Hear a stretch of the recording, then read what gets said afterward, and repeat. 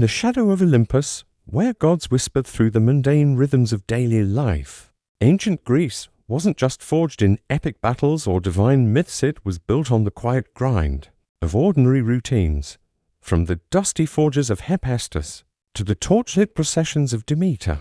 Gods in the Grind uncovers the overlooked labors that wove the fabric of history, inviting you to drift into sleep with tales of resilience, hidden in the everyday echoes of the past.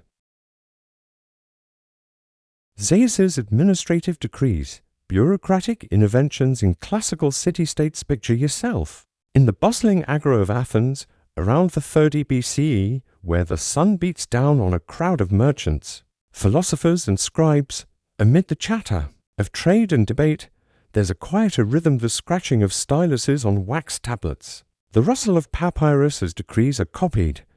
This is the world of Zeus's administrative shadow, where the king of the gods, often depicted hurling thunderbolts, also presided over order and governance in myth. Yet, in the real world of classical Greece, it's the mundane work of bureaucrats, clerks, magistrates, and record keepers that shaped the balance of human fate. These overlooked figures, with their endless lists and decrees, were the mortal counterparts to Zeus's divine authority, ensuring city-states like Athens or Thebes functioned amid war, trade, and divine omens. In this era, city-states were complex machines requiring meticulous oversight. Take Athens, where the bull, a council of 500 citizens, met daily to draft decrees, resolutions etched into stone or bronze for public display. Excavations at the Athenian Agora have uncovered over 2,000 such inscriptions, detailing everything from grain taxes to temple repairs. These weren't grand edicts but practical orders, allocating funds for a triremes or scheduling festivals or regulating market weights to prevent fraud. A single decree, like one from the 30 BCE funding the Parthenon's construction, required dozens of scribes to calculate costs, track labor, and ensure compliance. This bureaucracy was a survival strategy, grounding divine will in human precision. Consider a clerk named Nicias, a fictional but representative figure. He's a freeborn Athenian, hunched over a tablet in the Metroun, Athens archive building. His task? Copying a decree to regulate olive oil exports, vital for a city reliant on trade. Papyrus was scarce, imported from Egypt, so Nicias works with care, his stylus scratching out numbers in Attic numerals. Errors could disrupt markets or anger traders, risking riots. Thucydides notes such tensions during the Peloponnesian War. Nicias's role, dull as it seems, mirrors Zeus's mythic oversight. Just as the god balanced cosmic order, clerks like Nicias balanced civic stability. A stroker, pottery shards used for voting, reveal how citizens scrutinized officials, showing the weight of accountability. The gods were never far from this work. Temples doubled as administrative hubs. Delphi's oracle, for instance, issued guidance on colonial laws, as recorded by Herodotus. Magistrates invoked Zeus Agoraios, protector of the marketplace, before sealing decrees with wax stamps bearing his eagle. Yet, the human cost was real. Clerks worked long hours, often for modest pay, as inscriptions from Ephesus suggest, listing salaries for public scribes, slaves, too, were employed. Their literacy, a rare skill. Linear B tablets from Mycenaean Knossos show early bureaucratic roles. For enslaved scribes, these workers, free or not, faced physical strain. Skeletal remains from Athens show signs of repetitive wrist injuries, likely from writing. Bureaucracy wasn't just about survival, it shaped fate. A delayed decree could stall a fleet, as happened before the Sicilian expedition in the 15 BCE, leading to disaster. Personal stories emerge in fragments. Estelle from Thasos honors a scribe named Eudemos for his tireless records, hinting at lives dedicated to order. But disruptions loomed. War, fire, or divine displeasure could erase records or halt governance. As you linger in this world of ink and stone, ponder this. How did these clerks, caught between human ambition and Zeus's mythic ploys, keep their cities afloat when chaos threatened to unravel their work? You're still in the heart of Athens Agora, around the 30 BCE. where the hum of civic life blends with the scratch of styluses on wax. The clerks, like Nicias, labor in the Metroon's dusty archives, their work a mortal echo of Zeus's divine order. These bureaucratic tasks copying decrees, tallying taxes, tracking grain were the sinews of the polis, binding its people to stability as surely as the gods bound fate. Now, let's deepen the scene, exploring the pressures these administrators faced, the strategies they employed, and how their meticulous records shaped the course of classical Greek society. Beneath the grandeur of temples and triumphs, it's the quiet persistence of these scribes that held the city together, their pens weaving order against the chaos of war and divine caprice. Nicias, our fictional scribe, isn't alone. He works alongside a team, some freeborn, others enslaved, all tasked with maintaining the city's bureaucratic pulse. Inscriptions from the Athenian Agora, like the tributum lists of the Delian League, reveal the scale of their work. Hundreds of entries, detailing tribute payments from allied cities, each requiring verification. A single error like misrecording a talent of silver could spark diplomatic fallout. As Thucydides hints in his accounts of alliance tensions, Nicias's days are long, his reed pen dipping into ink made from soot and gum, a recipe preserved. In Pliny's Natural History, papyrus is costly, so he reuses wax tablets, scraping them clean with a stylus's flat end, a task that leaves his hands calloused. Archaeological finds of such tablets at Pylos confirm their widespread use. The gods permeate this work, their presence both a comfort and a weight. Zeus, as overseer of justice, was invoked in oaths sworn by magistrates, as seen in decrees from Chios. Temples stored records, the Parthenon doubled as a treasury, its inventories carved on stone for transparency. Yet, divine favor was fickle. Omens, like a lightning strike, Zeus's own sign could halt assemblies. As Xenophon notes in Hellenitza, Nicias might pause his work to join a ritual, perhaps offering barley to Zeus Agoraios, seeking clarity for a decree. These acts weren't mere superstition but survival strategies, aligning human effort with cosmic order. Still, the human cost was steep. Clerks faced scrutiny. Ostracism votes, recorded on pottery shards, sometimes targeted officials for mismanagement. A fate Nicias would dread. External pressures tested this system.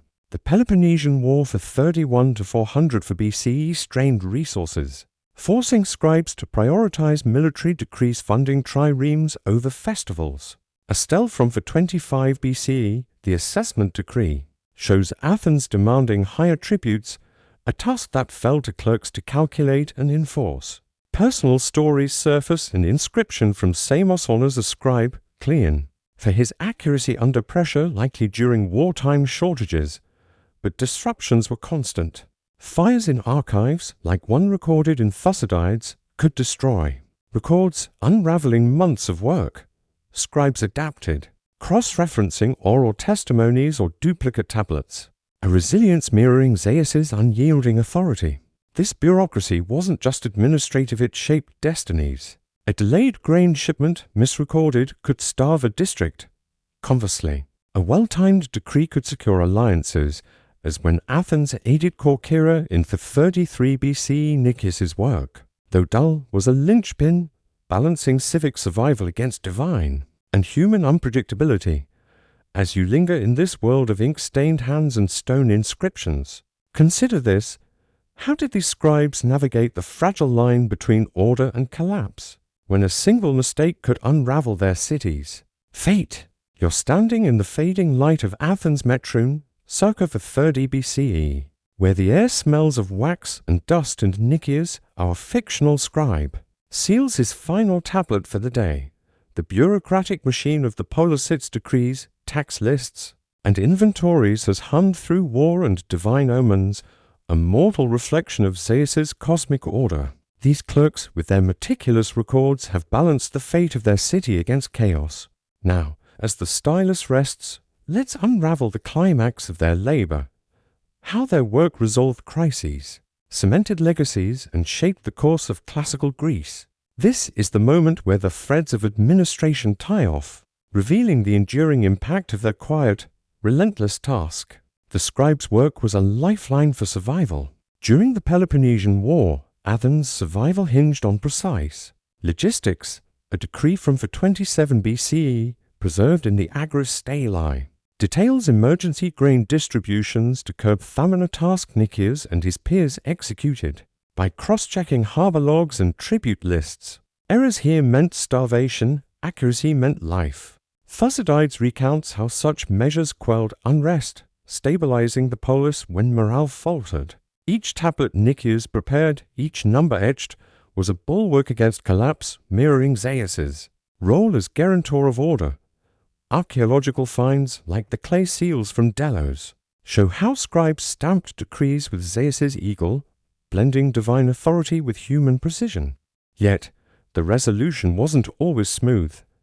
Bureaucracy faced its own trials. The Sicilian expedition of 15 BCE, a catastrophic failure, was marred by delayed decrees and misrecorded supplies. As Thucydides notes, scribes like Nicias bore the weight of such errors, their names sometimes scrawled on a stroker during ostracism votes, a reminder of their precarious role. Personal stories shine through. Estelle from Athens honors a scribe, named Ariston for safeguarding the city's records. During a plague, his ledgers ensuring continuity when death swept the polis. These clerks didn't wield swords, but their pens were weapons of resilience. Holding the line against disorder, the gods remained ever present. Temples, like the Erechtheion, stored critical decrees, their sanctity protecting records from theft or fire. Rituals accompanied major decrees. Magistrates poured libations to Zeus Eleutherios, god of freedom, before enacting laws as seen in inscriptions from Miletus. These acts wove divine will into civic life, but human ingenuity carried the day. When papyrus shortages hit, scribes adapted, carving summaries on stone or reusing tablets, a practice evidenced at Knossos. This adaptability, born of necessity, turned mundane labor into a defiant stand against fate's unpredictability. Much like Zeus's unyielding decrees, the legacy of these bureaucrats endures.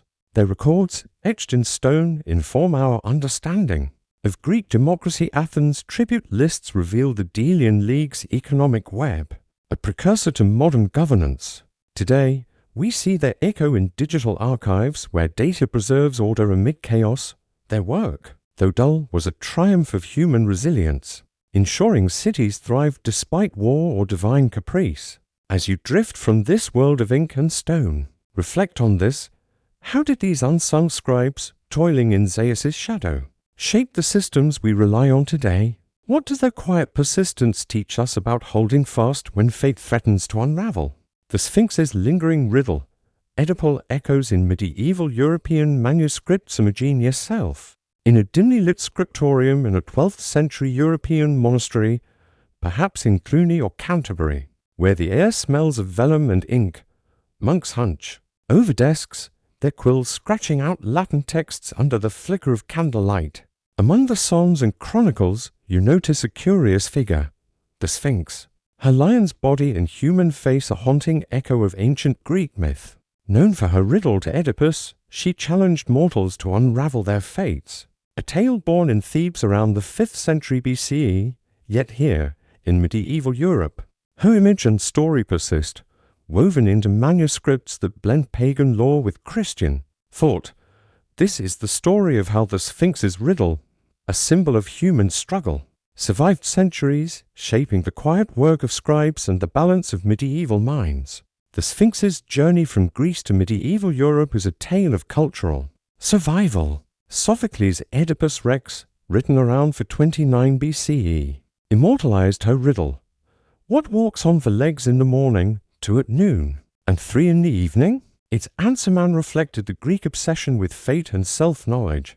As Rome adopted Greek culture, the Sphinx appeared in mosaics and texts like Ovid's Metamorphoses. With the fall of Rome, her story endured through early Christian scholars like Clement of Alexandria, who saw her riddle as a metaphor for human life stages, aligning it with biblical wisdom. By the 8th century, Carolingian scribes copied Greek myths into Latin codices, preserving the Sphinx in monastery libraries. Manuscripts like the Vatican Mythographer circa 900 CE describe her, blending her pagan roots with moral lessons. Picture a monk named Brother Anselm, a fictional but typical scribe working in a Benedictine monastery. His task is to illuminate a bestiary, a medieval text cataloguing creatures real and imagined. The Sphinx appears alongside dragons and unicorns, her image drawn from Greek pottery descriptions: lion's claws, wings, and a woman's face. Archaeological finds, like 10th century ivory carvings from Metz, confirm her presence in Christian art, often symbolizing temptation or wisdom. Anselm's quilt traces her form using ink from oak galls, his hands chilled by the stone walls. His work isn't just artistic, it's a survival strategy, preserving knowledge through Europe's turbulent years. Monasteries as centers of learning guarded texts against Viking raids or fires. Their scriptoria a bulwark against oblivion. The Sphinx's riddle carried weight beyond art. Medieval scholars like Isidore of Seville cited her in etymological works, linking her name to strangling from Greek sphingine, a nod to her deadly challenge. In sermons, priests used her to warn against pride, drawing parallels to Satan's temptations.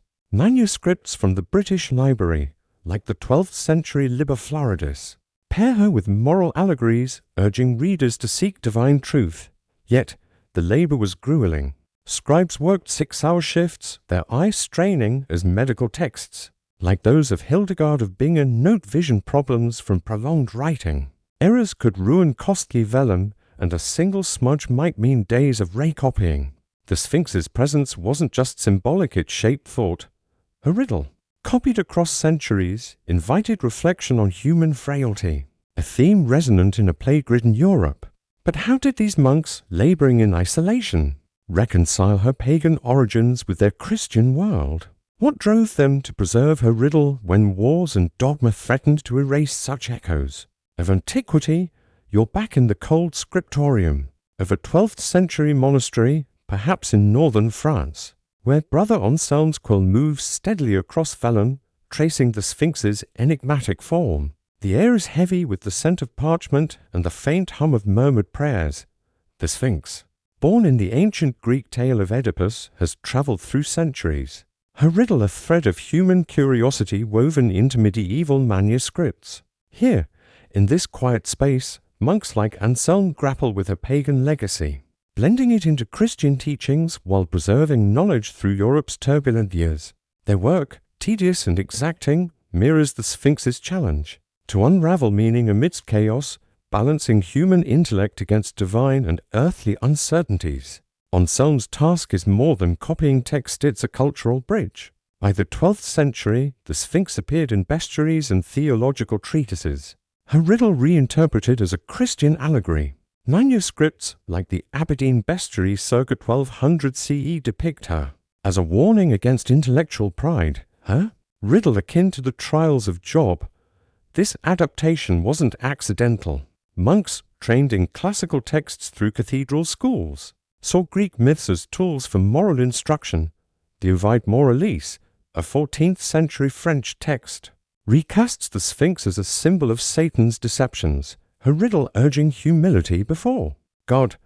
Anselm, copying such works, navigates this tension, his quill linking pagan wisdom to Christian doctrine. Archaeological evidence, like the 11th century Codex Sangalensis, shows Greek myths annotated with biblical parallels, a testament to this intellectual labor. The physical demands of this work are relentless.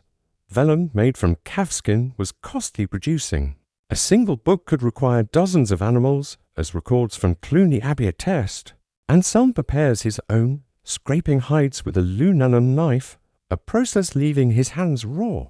Ink mixed from oak galls and iron salts stains his fingers. A single mistake means scraping the vellum clean, risking tears. Medical treatises, like those of Trotula, describe scribes' ailments, cramped hands, failing eyesight from hours hunched over desks. Yet, this labor was a survival strategy. Monasteries as Europe's knowledge vaults, preserved texts through invasions and plagues.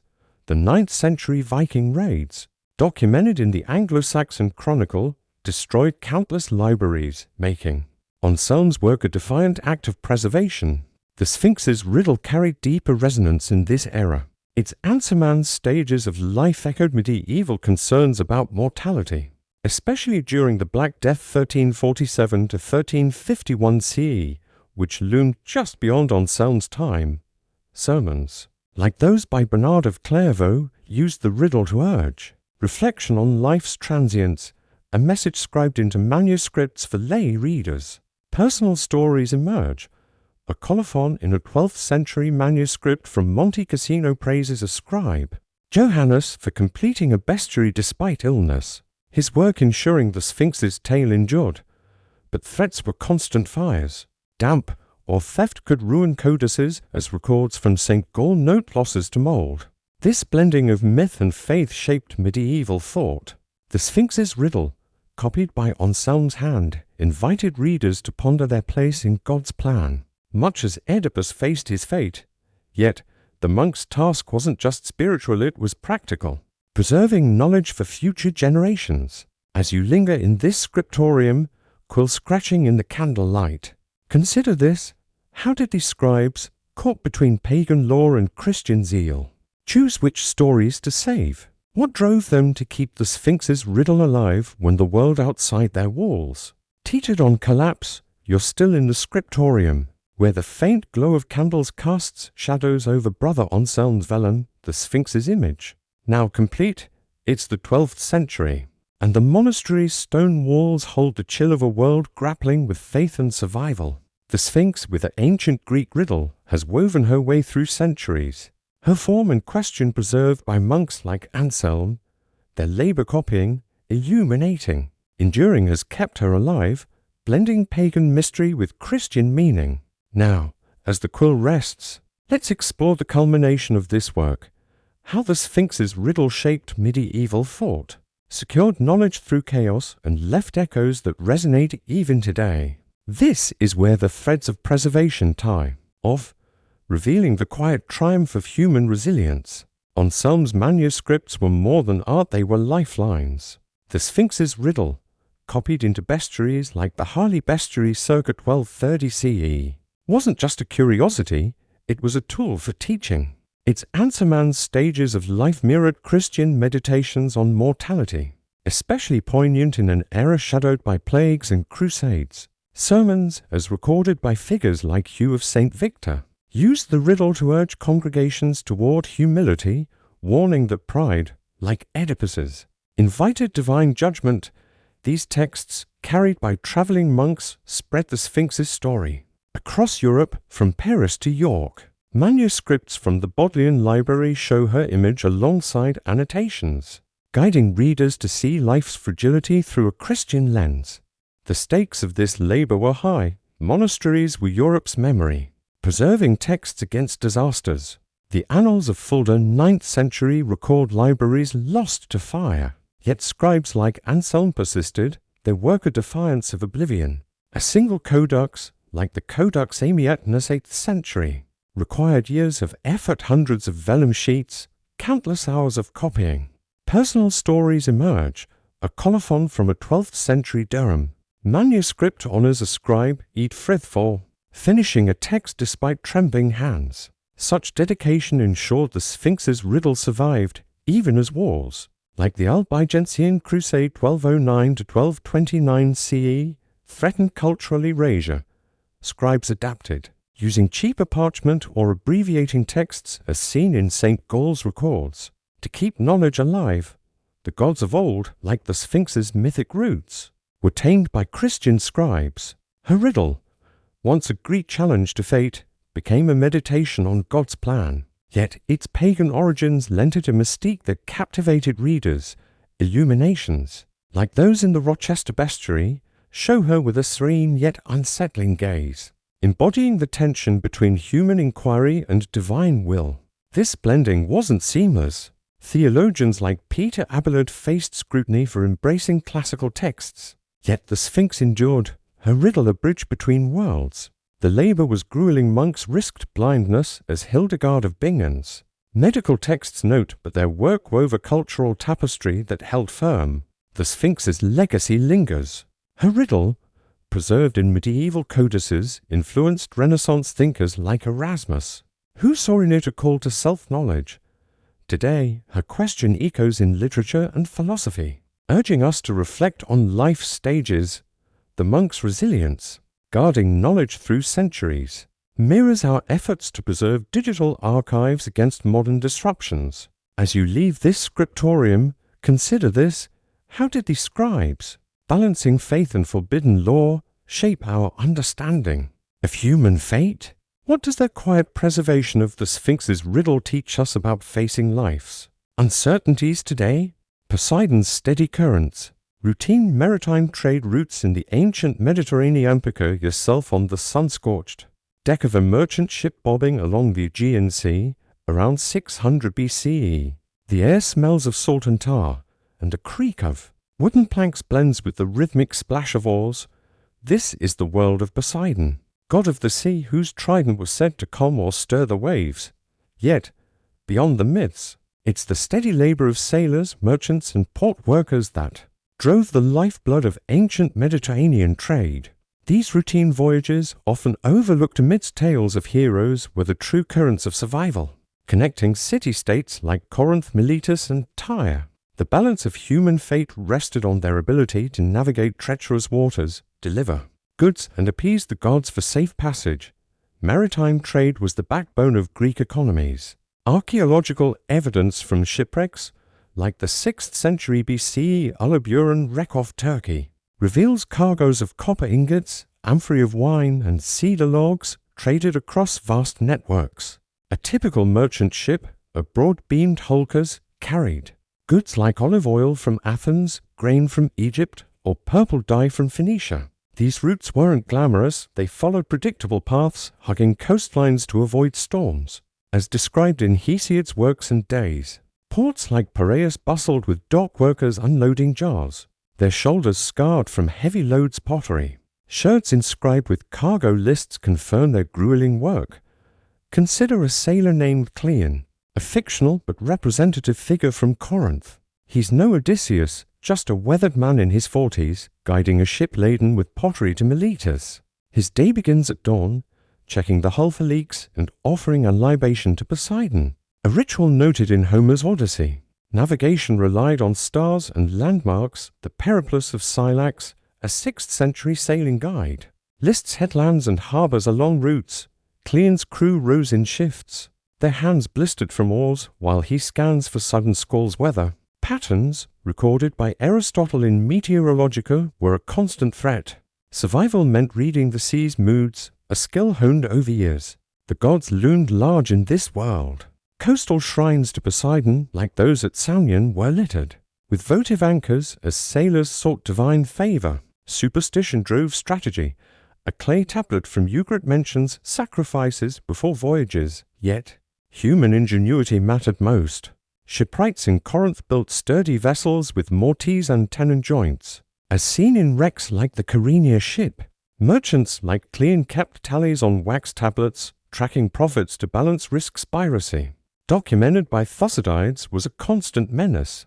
Personal stories surface. A graffito from Delos honors a sailor, Damon, for delivering grain during a famine, his voyage saving lives. These routines shaped more than economies. They wove cultures together.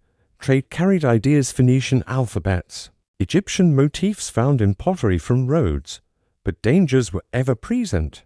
A single storm could sink a ship, as the Cape Gelidonia wreck attests, scattering goods and lives.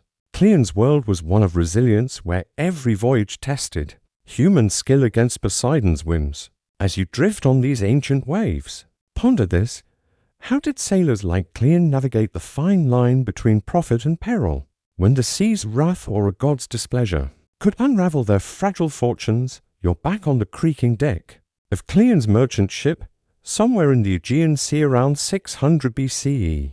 The horizon a thin line between sky and water. The scent of salt lingers, and the crew's oars dip rhythmically as they skirt the rocky shores of Naxos. Poseidon's presence looms in every gust of wind, but it's the human labor sailors, dock workers, and merchants like Cleon that keeps these trade routes alive. These routine voyages connecting ports from Athens to Tyre, were the arteries of ancient Mediterranean economies, carrying not just goods but ideas and survival itself. Let's dive deeper into the daily grind of these mariners, the strategies they used to navigate perils, and how their work balanced human ambition against the sea's unpredictable whims. Cleon's life is one of constant calculation. His ship, a sturdy hulkus with a shallow draft, is loaded with Corinthian pottery black figure amphorae prized in Miletus, as archaeological finds from Ionia confirm. Each voyage demands precision. Too much cargo risks sinking, too little means lost profit. Cleon tracks his inventory on wax tablets, a practice noted in Linear B records from Mycenaean ports. His crew, a mix of free men and hired laborers, rose in grueling shifts. Their rations of barley bread and dried fish rationed carefully. Texts like the Periplus of Hanno describe such frugality. The physical toll is evident. Skeletal remains from Piraeus show sailors with worn joints from years of rowing and hauling. The sea was both lifeline and threat. Navigation relied on experience, not maps. The Periplus of Scylax lists landmarkscapes, islands, river mouths, but Cleon also reads the stars, like the rising of Arcturus signaling safe sailing seasons, as Hesiod advises in Works and Days. Storms, frequent in the Mediterranean's autumn, could capsize a ship in hours. As the Giglio wreck circa 600 BC attests, it scattered amphorae a silent testament. Pirates, too, were a menace. Thucydides recounts raids on coastal routes, forcing Cleon to hug safer, slower paths. Survival strategies included sailing in convoys or bribing local chieftains. Practices hinted at in Phoenician trade logs. Poseidon's shadow was ever present. Sailors like Cleon made offerings at shrines like the temple at Cape Saunion, where votive anchors of stone have been unearthed. These rituals weren't mere superstition, they fostered unity among crews, a psychological bulwark against fear. Yet, human ingenuity drove success. Shipwrights reinforced hulls with cedar, as seen in the Ullaburan wreck, while merchants like Cleon diversified cargo olives, wine, tint a hedge against market slumps. Personal stories surface. A graffito from Rhodes praises a captain, Eumenes, for delivering grain to a starving Samos, his voyage a civic lifeline. Trade wove cultures together. Pottery from Corinth, found in Sicilian graves, carried Greek myths. To distant shores, Egyptian scarabs in Rhodes show reciprocal exchange. But disruptions loomed. A bad harvest in Egypt, noted by Herodotus, could halt grain shipments, starving ports like Piraeus. Cleon's resilience repairing sails, bartering surplus cargo kept his ship afloat. As you sway with the sea's rhythm, consider this: how did sailors like Cleon maintain their course when storms, pirates, or divine displeasure threatened to sink their livelihoods? What kept them sailing when every journey risked unraveling their fragile fortunes? You're still aboard Cleon's merchant ship, now docked at Miletus' bustling port around 600 BCE. The scent of salt and fish mingles with the clamor of dock workers unloading amphorae.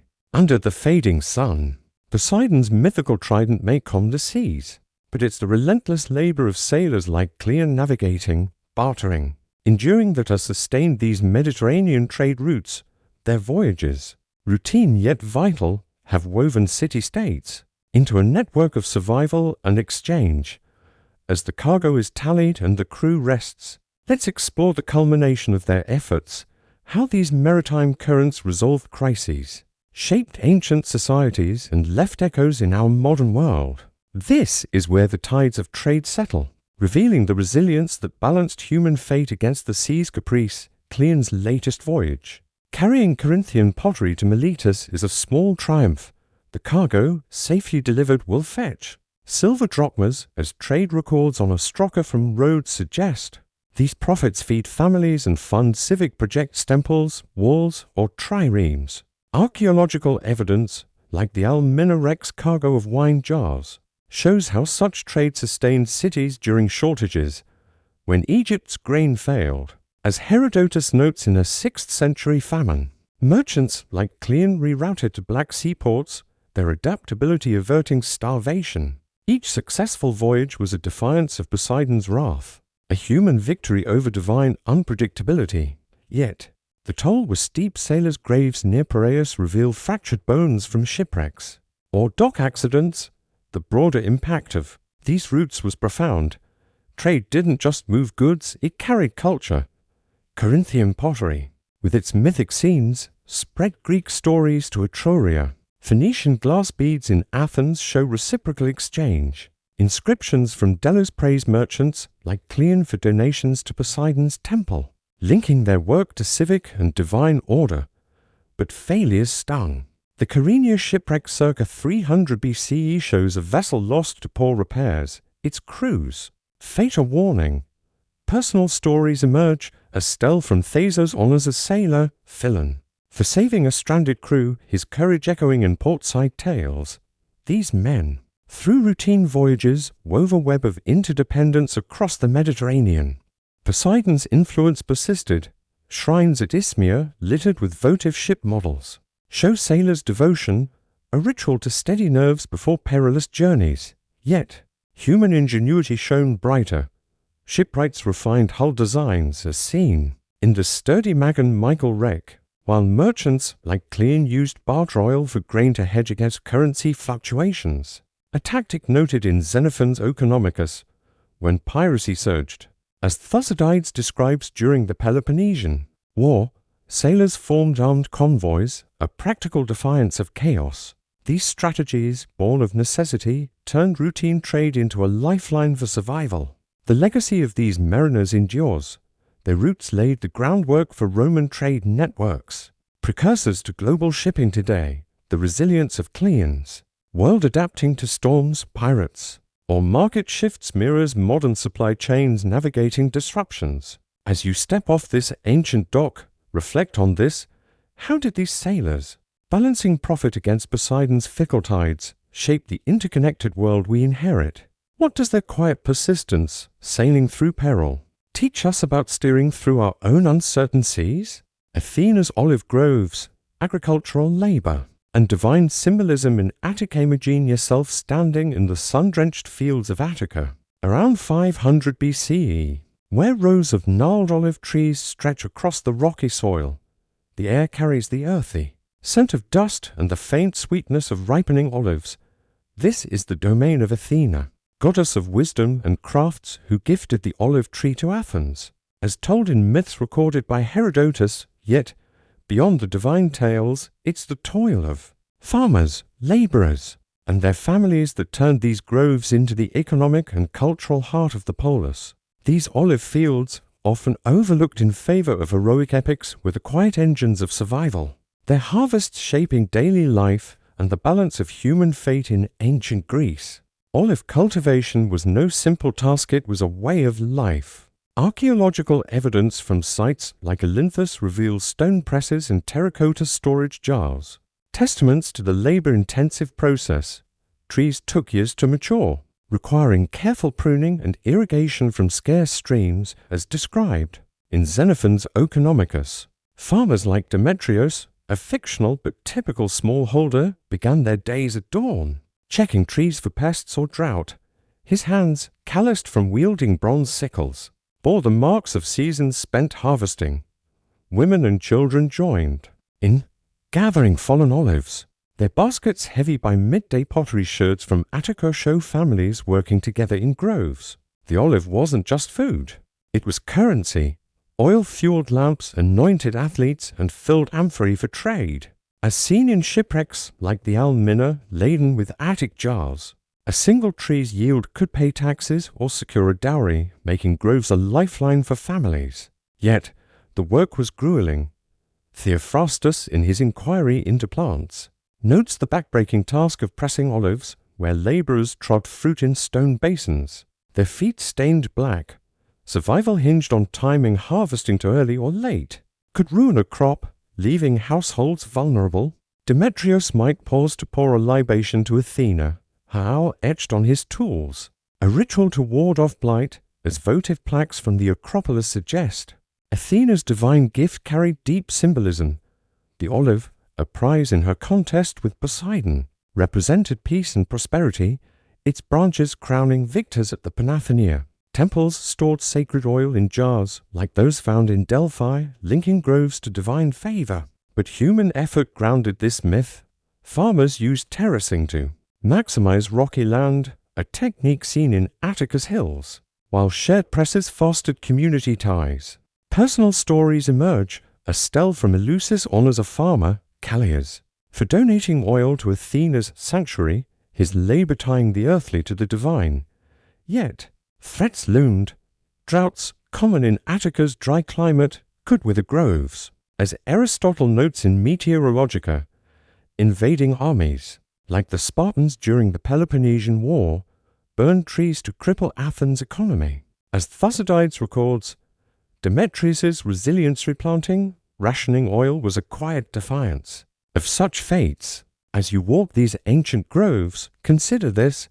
How did farmers like Demetrius, bound to Athena's gift, sustain their livelihoods when nature or war threatened to uproot their world? What strategies kept their trees and their hopes alive? You're back in the dusty fields of Attica around 500 BCE, where the gnarled olive trees stand resilient under a relentless sun.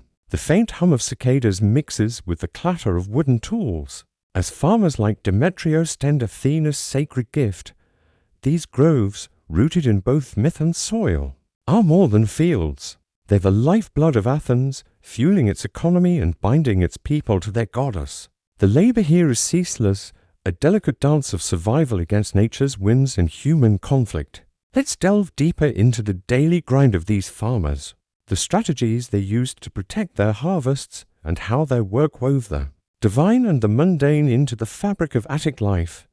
Demetrius, our fictional farmer, is a steward of this legacy. His small plot, perhaps a few dozen trees, demands constant care. Each morning, he inspects leaves for signs of wilt, a threat Theophrastus describes in Inquiry into Plants as a blight that could ruin a season's yield.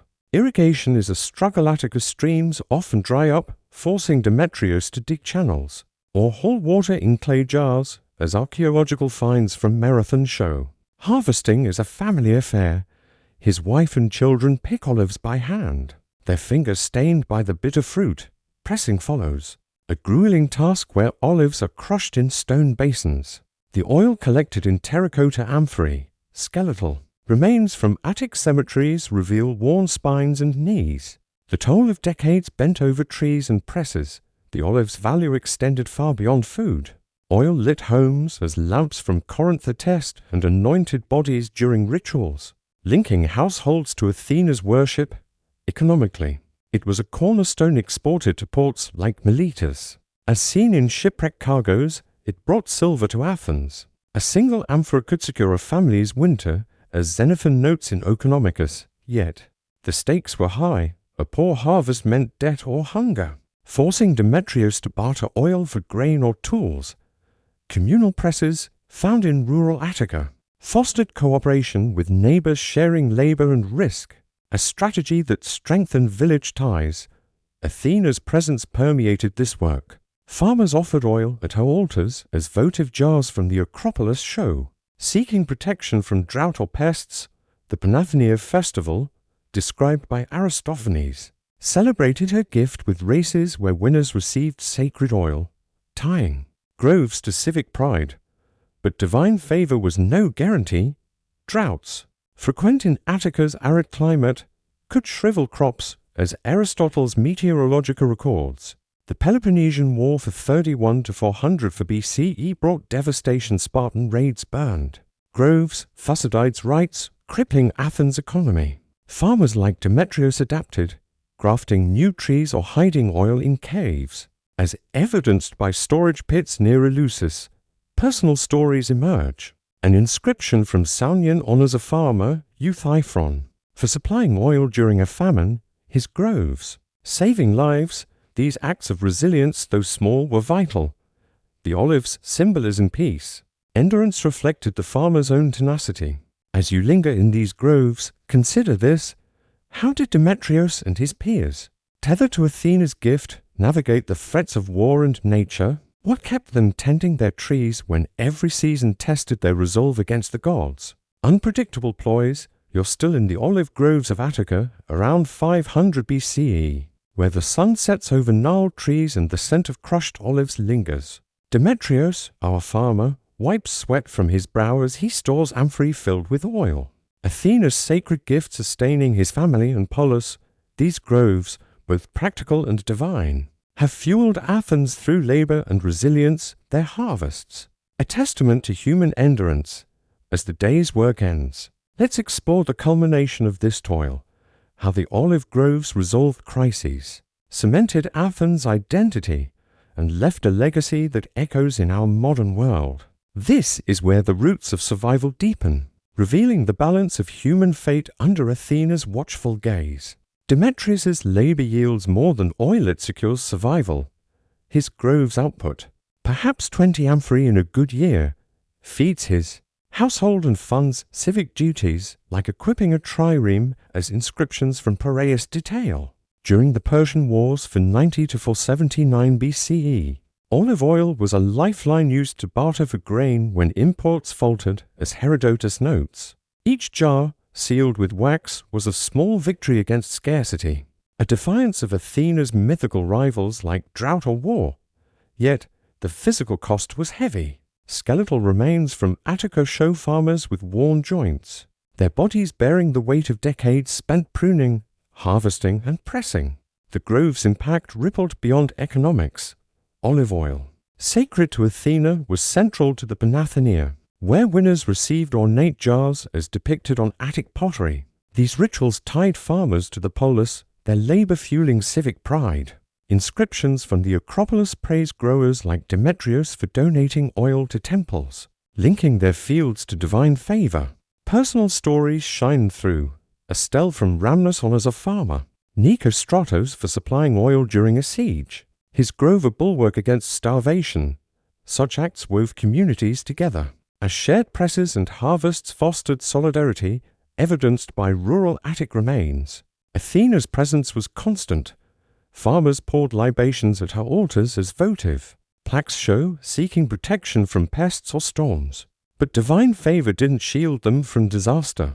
The Peloponnesian War saw Spartan torches ravage groves, Thucydides' rites, slashing Athens' oil trade. Farmers like Demetrius fought back, replanting saplings or smuggling oil to allies. As storage caves near Salamis suggest, these strategies grafting, rationing, rebuilding turned routine labor into resilience, a human counter to divine or natural caprice. Theophrastus notes how farmers mixed ash into soil to revive trees, a practical ingenuity that mirrored Athena's wisdom. The legacy of these groves endures. Attic olive oil, traded across the Mediterranean, shaped economies from Rome to Byzantium, as amphorae and shipwrecks attest. Today, olive cultivation in Greece echoes Demetrius's methods.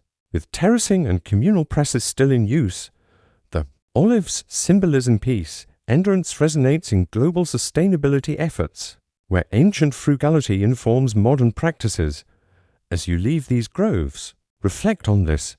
How did farmers like Demetrius, rooted in Athena's gift, shape a city's survival and our own agricultural heritage? Hades' quiet domain, funerary rituals, and tomb maintenance in archaic Greece. Imagine yourself stepping back into the dusty paths of archaic Greece around the 8th to 5th centuries BCE, where the shadow of Hades loomed not in dramatic myths of the underworld, but in the quiet, methodical duties surrounding death. You are there, amid the olive groves and rocky hillsides, where families face the inevitable with a blend of ritual precision and everyday pragmatism. Death was not a spectacle of heroic lament, but a series of measured steps, ensuring the departed soul's passage while maintaining social order. In this era, transitioning from the Dark Ages, communities like those in Athens or Corinth refined their funerary practices, blending older traditions with emerging civic regulations. These rituals, far from the fiery tales of gods, revolved around the body's preparation, the procession's silence, and the tomb's enduring care details that shaped how Greeks remembered their kin and upheld their society's fabric. As you observe a typical household in, say, an Athenian deme, the process begins with the prophysis, the laying out of the body. Relatives, primarily women your aunts, sisters, or neighbors, take charge here, their hands moving with practiced calm. They wash the deceased with water drawn from nearby springs, anointing the skin with olive oil to preserve a semblance of dignity. Clothing follows, simple woolen garments, perhaps a himation draped modestly, echoing the everyday attire rather than opulent finery. A wreath of leaves or flowers rests on the chest, symbolizing life's fleeting cycle, while a koinan obol is placed in the mouth or upon the eyes. This small token, you learn, is for Keren, the ferryman of myth, but in reality, it reflects a practical belief in equipping the dead for whatever lay beyond. Grave goods accumulate around the bier, pottery vessels for oil or wine, tools if the deceased was a craftsman, or jewelry for a woman of status. These items, buried or burned with the body, speak to the archaic Greeks' view of the afterlife as an extension of earthly needs, not a realm of abstract judgment. The air fills with the scent of incense as mourners gather, their voices subdued in ritual dirges.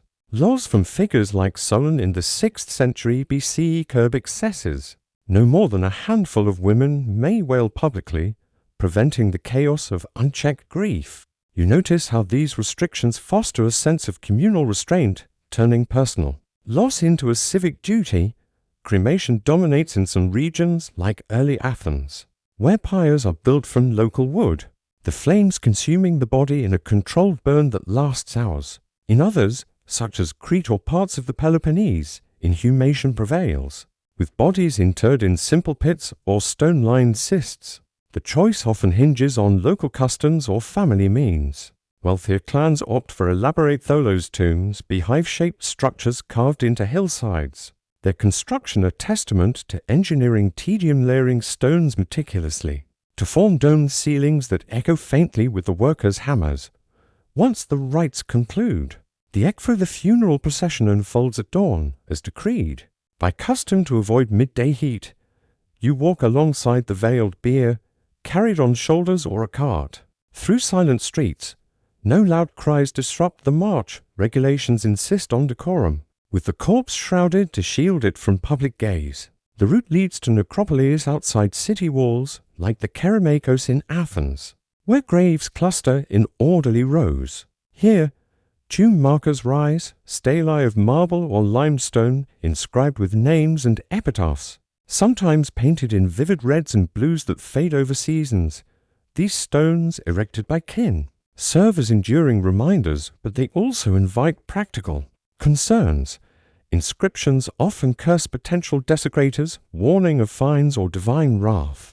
For tombs hold valuables prone to theft, maintenance falls to the family. You see descendants returning periodically, cleaning weeds, pouring libations of wine or honey, and observing memorial days like the Totrita on the 3rd day after burial, where simple meals honor the dead. These routines, you realize, weave death into the tapestry of life, fostering resilience amid loss. Families adapt, reusing tombs for generations, stacking bones in ossuaries to make space. Yet, as archaic society evolves, questions arise. How do these practices shift with growing city-states? And what happens when laws clash with tradition? You stand again in the necropolis of an archaic Greek city, perhaps Athens' Kerameikos, where the air carries the faint tang of earth and offerings left to honor the dead. The rituals of death, so carefully observed in the prothesis and ekphra, extend beyond the burial itself, weaving into the fabric of daily life. In the 7th to 5th centuries BCE, as Greek Peleis like Athens and Corinth solidified their civic identities, the care of tombs and the commemoration of the dead became a structured obligation, reflecting both familial duty and societal order. These practices, far from the poetic underworld of Hades, were grounded in practical concerns, maintaining graves, honoring ancestors, and navigating the evolving laws that govern death's place in the community. You see families returning to their plots, their steps measured, their tools simple. As they uphold traditions that bind the living to the departed. Tomb maintenance was no small task. You notice a group of relatives, perhaps a son and his cousins, clearing weeds from a family plot, their hands tugging at stubborn roots under the midday sun. The graves, whether simple earthen mounds or elaborate tholos tombs, required regular upkeep to prevent decay or desecration. Limestone stelae, etched with epitaphs, often bore traces of weather cracks from frost or faded paint from relentless summers. Families repainted these markers using mineral pigments like ochre or charcoal to preserve names and verses that might read, "Here lies Eudemo's beloved father who lived justly." Such inscriptions were not mere decoration, they were legal claims to lineage, ensuring the dead remained part of the family's identity. You see offerings left at gravesides, small terracotta figurines, libations of milk or wine poured into the soil, or lekythoi slender vases painted with scenes of mourners or mythical farewells. These acts, performed on days like the Genesia festival, reinforced communal memory, tying the living to their ancestors through repetitive, almost mundane devotion. Yet, this devotion was not without tension. You overhear murmurs of disputes among kin, as inheritance laws and burial rites intersected. In Athens, Solon's reforms around 594 BCE limited ostentatious funerals, capping the number of mourners and banning lavish grave goods to curb aristocratic displays. These laws, you learn, aimed to democratize death, ensuring even modest families could honor their dead without shame. But they also sparked resistance.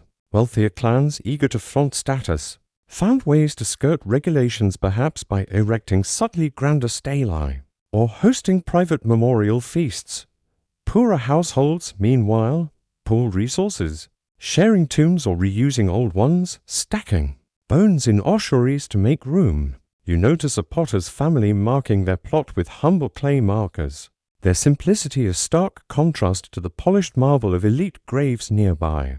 These differences highlight a social truth: death, while universal, was shaped by wealth and status, even in its quiet routines. Civic oversight grew alongside these practices. You see officials, perhaps from the Dems Council, inspecting necropolies to enforce burial laws. Graves too close to city walls risked fines, as did neglected plots that invited looting. Tomb desecration was a real threat-robber's sort. Gold pins or pottery left as offerings, prompting families to carve curses on stelae, invoking Hades' wrath or hefty penalties. These inscriptions, you realize, were as much about deterrence as devotion, blending faith with pragmatism. Memorial rituals also evolved, with festivals like the Anthesteria, including days for the dead, where families offered potted panspermia grain mixtures to appease restless spirits. Such practices, though routine, carried weight, reinforcing the belief that the dead lingered, watching over or troubling the living if neglected. As you walk among these graves, you sense the delicate balance between tradition and change. The rise of democratic ideals in Athens and other ploys challenged old hierarchies, yet funerary customs remained stubbornly rooted. How did families adapt when new laws clashed with ancestral duties? And what happened when economic pressures or war disrupted these quiet rites?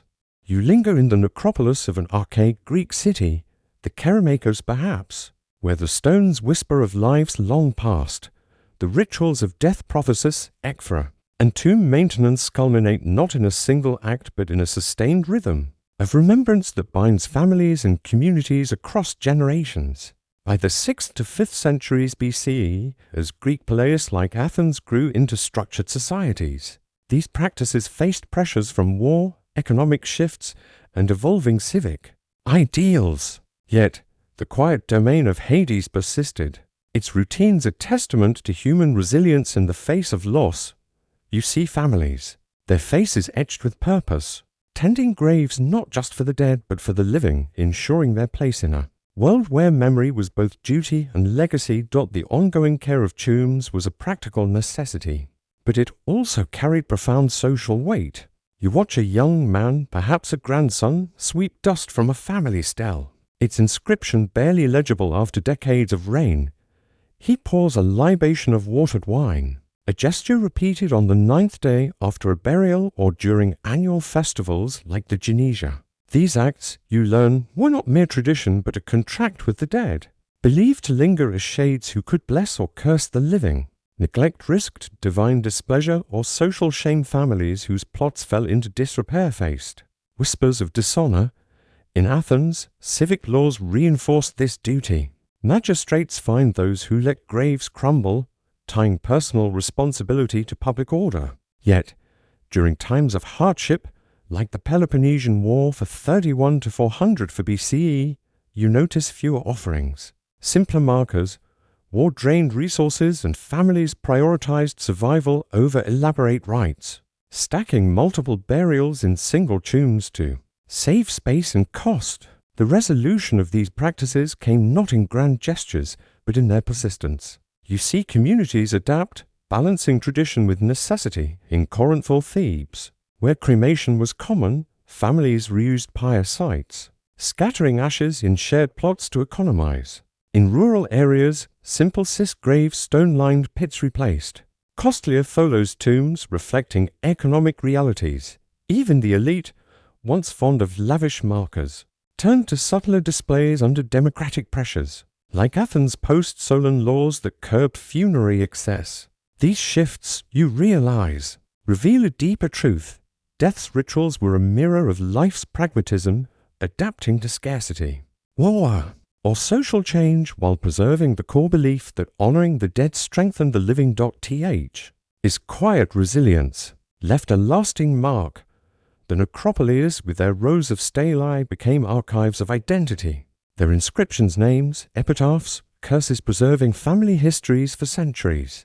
You notice how these practices influenced later Greek culture, from the Hellenistic era's hero cults to the Roman adoption of similar rites. Even today, the echoes of archaic Greek funerary customs linger in modern memorial traditions. Think of the flowers left at graves or the annual visits to honor ancestors. These routines, so mundane in their time, shaped how societies process loss, blending practicality with reverence. Reflecting on this, you wonder, how did these understated acts of care, born in the shadow of Hades, anchor communities through turmoil? Their legacy suggests that even the smallest rituals can forge enduring connections, grounding us in the past while guiding the future. But what of the next story? How did Apollo's oracles, another quiet cornerstone of Greek life, shape the daily workings of a sacred sanctuary? Apollo's methodical oracles, the daily operations of the Delphic sanctuary. Picture yourself in the rugged highlands of central Greece around the 6th century BCE. Standing on the slopes of Mount Parnassus, the air is crisp, scented with pine and the faint smoke of offerings. You are at Delphi, the sanctuary of Apollo, where the divine meets the mundane in a carefully orchestrated rhythm of daily life. Far from the mythic tales of cryptic prophecies, the Delphic sanctuary was a bustling hub of activity, its operations grounded in the meticulous routines of priests, attendants, and pilgrims. In archaic and classical Greece, Delphi was the spiritual and political heart of the Greek world, a place where city-states and individuals sought Apollo's guidance. Yet, the sanctuary's significance rested not on grand oracles alone, but on the quiet, repetitive tasks that kept it running, tasks that reveal the resilience and organization of those who served the god. As you approach the sanctuary, you see the sacred precinct, a sprawling complex of temples, treasuries, and altars carved into the mountainside. The Temple of Apollo, its marble columns gleaming, stands at the center. But it's the people who draw your eye. Priests, chosen from local Delphic families, move with practiced calm, their white robes marking their status. These men, often elderly and respected, oversee the sanctuary's rituals. But their work is less about divine inspiration and more about administrative precision. You notice them checking inventories of offerings, gold tripods, silver bowls, or bronze statues donated by cities like Athens or Corinth to curry Apollo's favor. Each item is catalogued, stored in stone-built treasuries and guarded against theft, a constant concern given Delphi's wealth. The priests also manage the sacred calendar, determining which days, only 9 per year, are auspicious for oracular consultations, timed to Apollo's mythical presence in the sanctuary. Beyond the priests, you see a host of lesser-known figures, the hosioi, religious assistants who purify the sacred space, and the neokoroi, who sweep the temple floors and polish altars. women, too, play a critical role. The Pythia, the oracle herself, is a woman of mature age, chosen from local families for her purity and composure. You glimpse her preparing for her role, fasting and bathing in the Costolian spring, her face serene yet burdened by the weight of her task.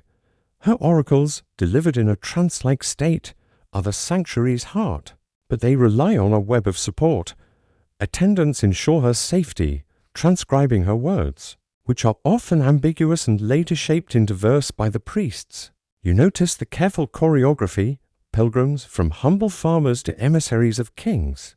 Queue outside, offering Pelanos a small fee and sacrificial animals, usually goats, whose behavior is scrutinized for divine approval before the Pythia speaks.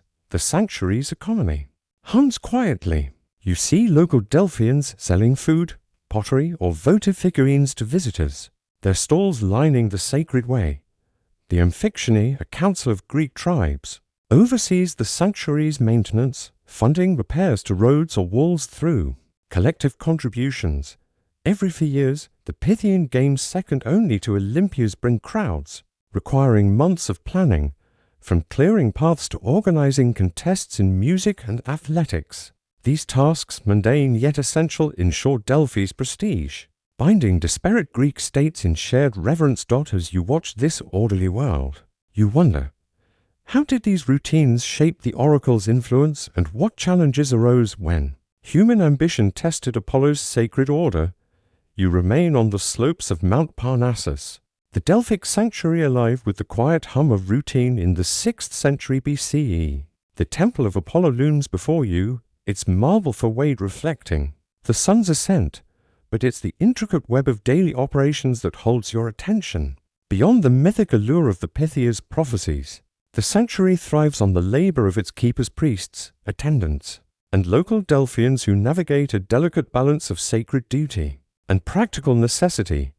As you delve deeper into this world, you see how these routines, from managing pilgrims to maintaining sacred spaces, shaped Delphi's influence across the Greek world. Yet, beneath the surface of this orderly system, tensions simmer, driven by politics, wealth, and the human desire to sway divine will.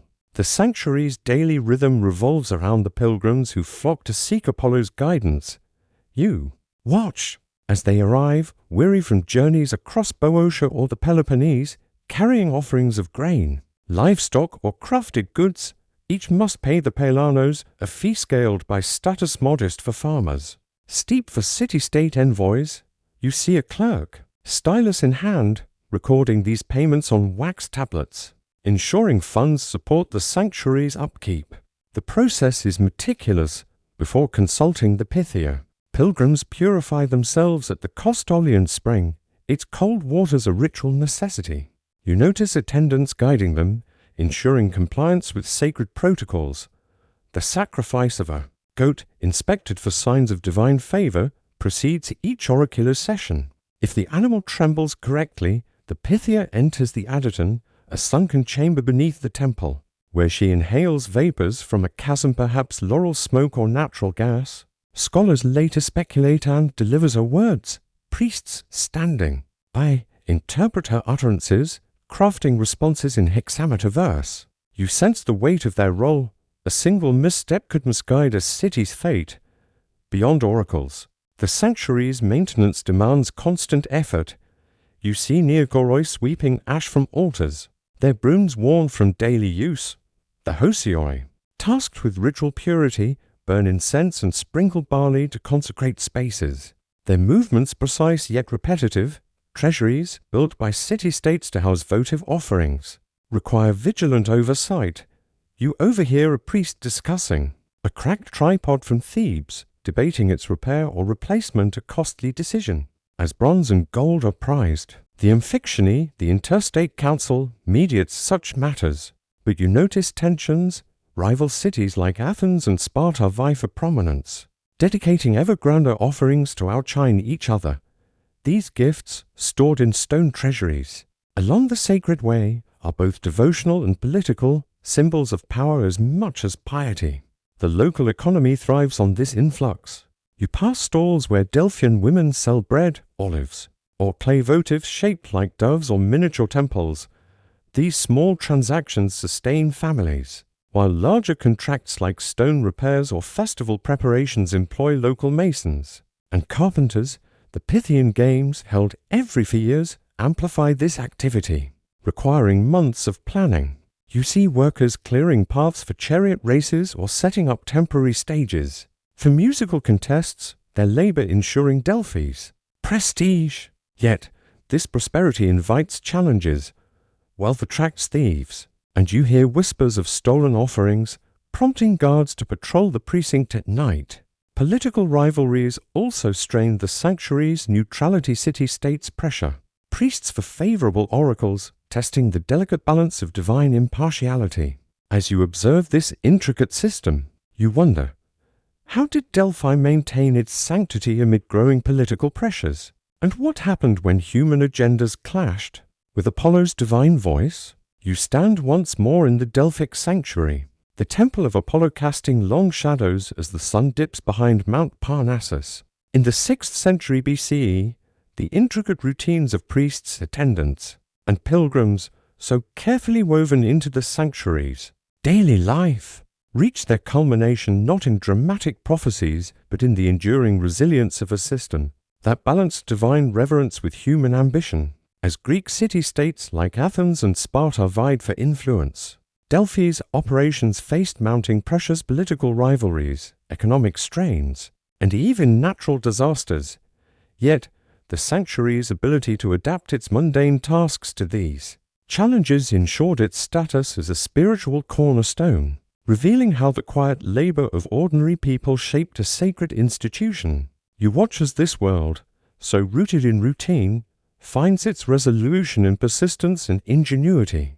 The sanctuary's daily operations, you realize, were a delicate dance between tradition and necessity.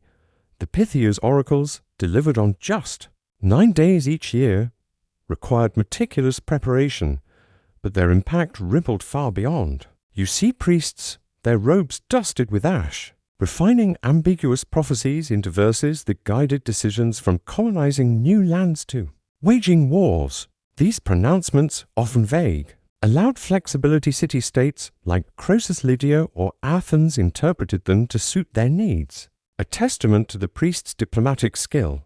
Yet, this role invited scrutiny.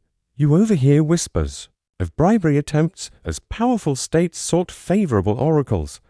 The Amphictyony, the council overseeing Delphi, enforced neutrality, fining or expelling those who tried to sway the divine.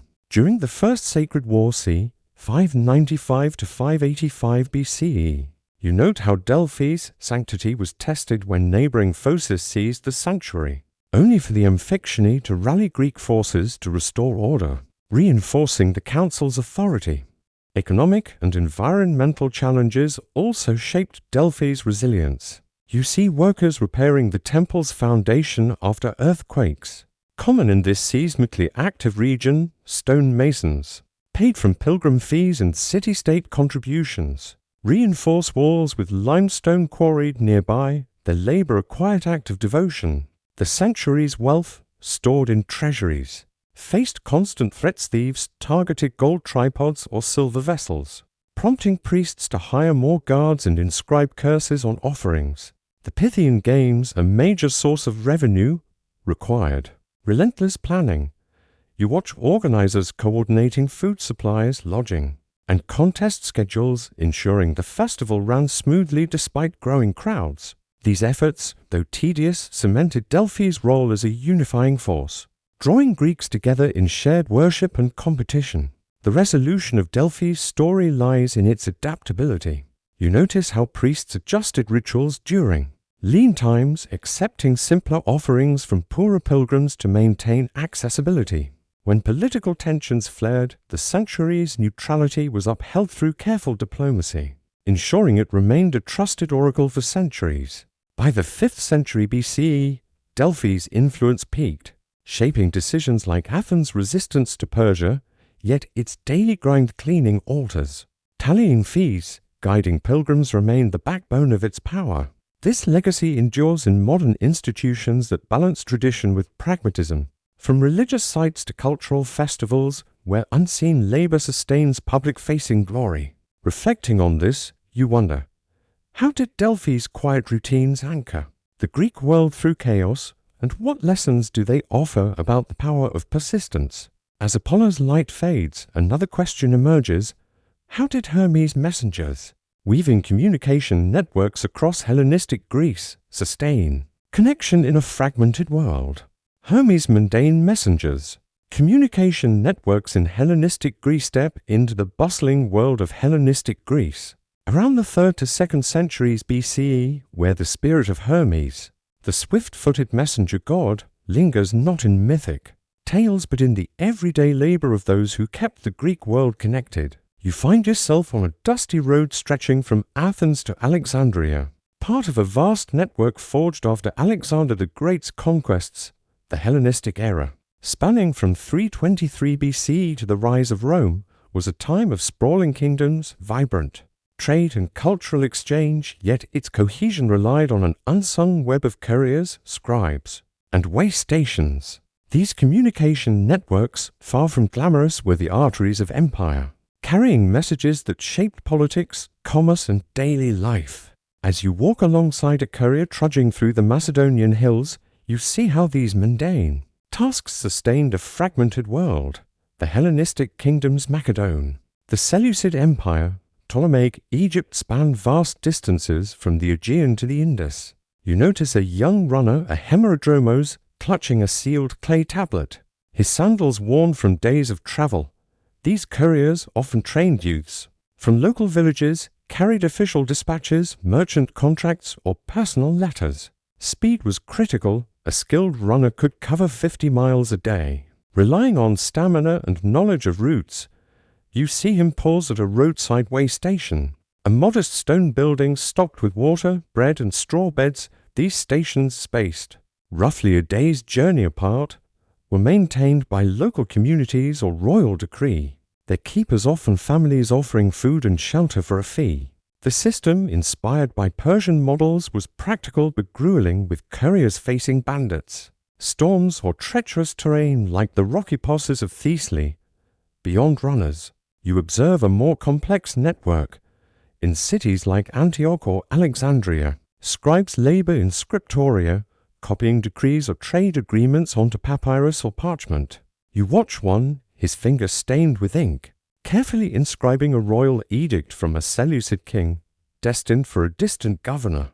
These documents, written in Greek coin, the lingua franca of the era, standardized communication across diverse regions, seals of wax or clay, stamped with royal or personal insignia, ensured authenticity. Though you hear tales of forgers and spies disrupting the chain, messages traveled by land and sea. Merchant ships carried letters alongside grain or spices, docking at ports like Rhodes, where dock workers sorted packets for onward delivery. You see a harbor clerk tallying arrivals, his wax tablet scratched with names and destinations. A mundane yet vital task. The networks also served ordinary lives. You notice a woman in a small town, perhaps Pella, entrusting a letter to a courier for her son, a soldier in Asia Minor. Such letters, often dictated to scribes by the illiterate, carried family news or pleas for aid, strengthening ties across vast distances. Yet, the system wasn't flawless. You overhear complaints of lost messages or delays, especially in war-torn regions where Ptolemaic and Seleucid forces clashed. Maintaining these networks required constant effort, repairing roads, restocking way stations, or replacing exhausted couriers. As you follow the courier's path, you wonder, how did these fragile networks hold together such a sprawling world? And what happened when war or ambition strained their limits? You continue along a sun-baked road in Hellenistic Greece, around the 3rd century BCE. The dust kicked up by a courier's steady pace as he carries a sealed papyrus scroll.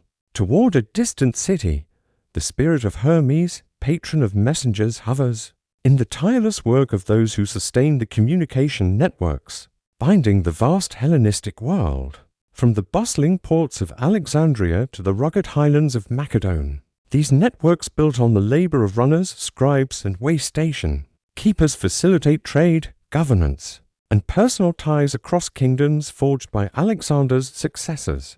As you follow the courier's path, you see the intricate systems behind these deliveries, but also the challenges of distance, conflict, and human error that threaten to unravel them. The network's backbone is its couriers, the hemerodromoi, whose endurance is legendary. You watch one, sweat-soaked and lean, exchange his load at a way station near Thessalonica.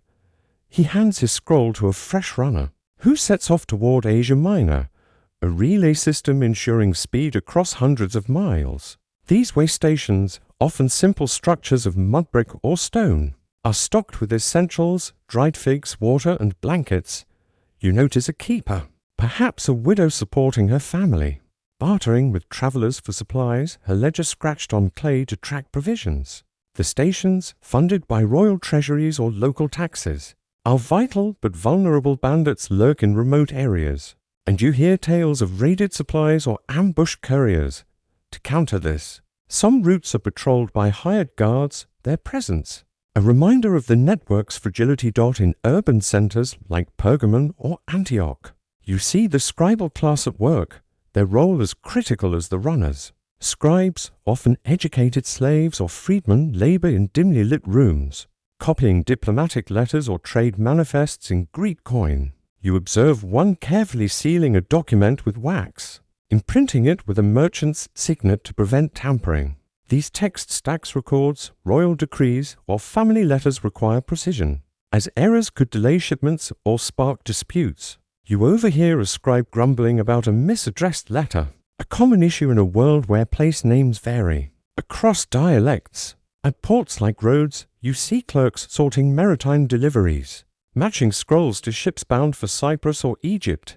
The sea routes, while faster, face risks. Storms or pirates can sink cargoes, leaving messages lost beneath the waves. The networks also knit together personal lives. You see a merchant in a marketplace, dictating a letter to a scribe for his partner in Babylon, detailing olive oil shipments. Such correspondence, often carried alongside official dispatches, sustains families and businesses across vast distances, yet the system strains under pressure. You learn of delays during the wars between the Ptolemies and Seleucids, when armies disrupted roads or requisitioned way stations for troops. Couriers sometimes doubled as spies, carrying coded messages, adding intrigue to their mundane tasks. Maintaining the network demands constant adaptation, rerouting paths around battle zones, repairing flood-damaged roads, or training new runners when illness or injury strikes. As you watch this fragile yet vital system, you sense its resilience, but also its limits. The Hellenistic world depends on these messengers, yet their work is tested by war, greed, and nature's whims. How did these networks endure such chaos? And what happened when critical messages failed to reach their mark?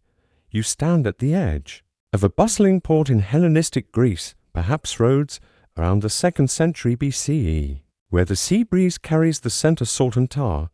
The communication networks of this era, guided by the spirit of Hermes, reach their culmination in a resilient system that binds the sprawling Hellenistic kingdoms despite relentless challenges. From the dusty roads of Macedon to the papyrus-strewn scriptoria of Alexandria, couriers, scribes, and way station keepers labor to deliver messages that sustain empires, trade, and families. Yet, as you observe the final threads of this network, you see how war, innovation, and human perseverance shape its legacy, revealing the quiet strength behind a connected world.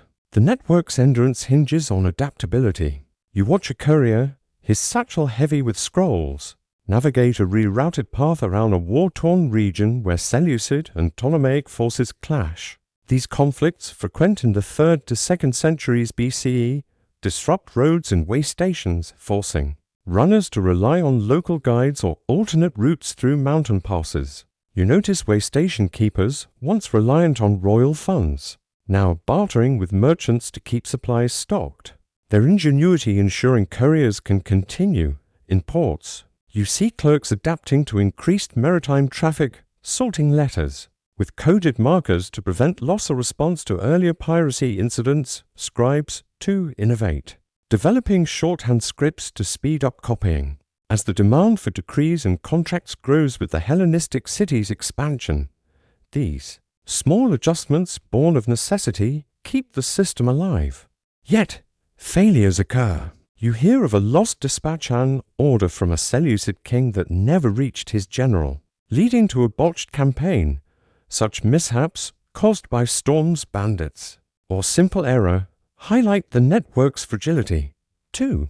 Counter this, rulers like the Ptolemies invest in infrastructure, paving roads and fortifying way stations, while cities like Athens train more hemerodromoi, ensuring replacements for those lost to exhaustion or attack. You see communities rally to protect the system. Villagers near Corinth repair washed-out bridges. Knowing their livelihoods depend on trade routes, even ordinary people contribute. As families pay scribes to send letters, their modest fees sustaining the scribal class. This collective effort, you realize, mirrors Hermes' role as a god of boundaries, uniting disparate regions through shared reliance.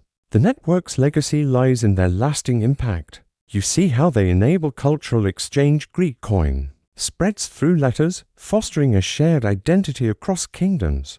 Trade flourishes as merchants coordinate shipments from Egyptian grain to Bactrian spices, via reliable dispatches. The networks also empower diplomacy as treaties travel swiftly between capitals, averting or escalating conflicts. By the time Rome rises, these systems influence its own cursus publicus, a state-run courier network. Today, echoes of this persist in our postal systems and digital networks, where unseen workers ensure connectivity across vast distances. Reflecting on this, you wonder, how did these tireless messengers, weaving fragile threads across a chaotic world, shape the Hellenistic era's cohesion? Their legacy suggests that even mundane tasks can forge enduring connections, binding societies through persistence. But what of the next story? How did Demeter's cyclic harvests, rooted in seasonal rhythms, sustain life and ritual in ancient Greece?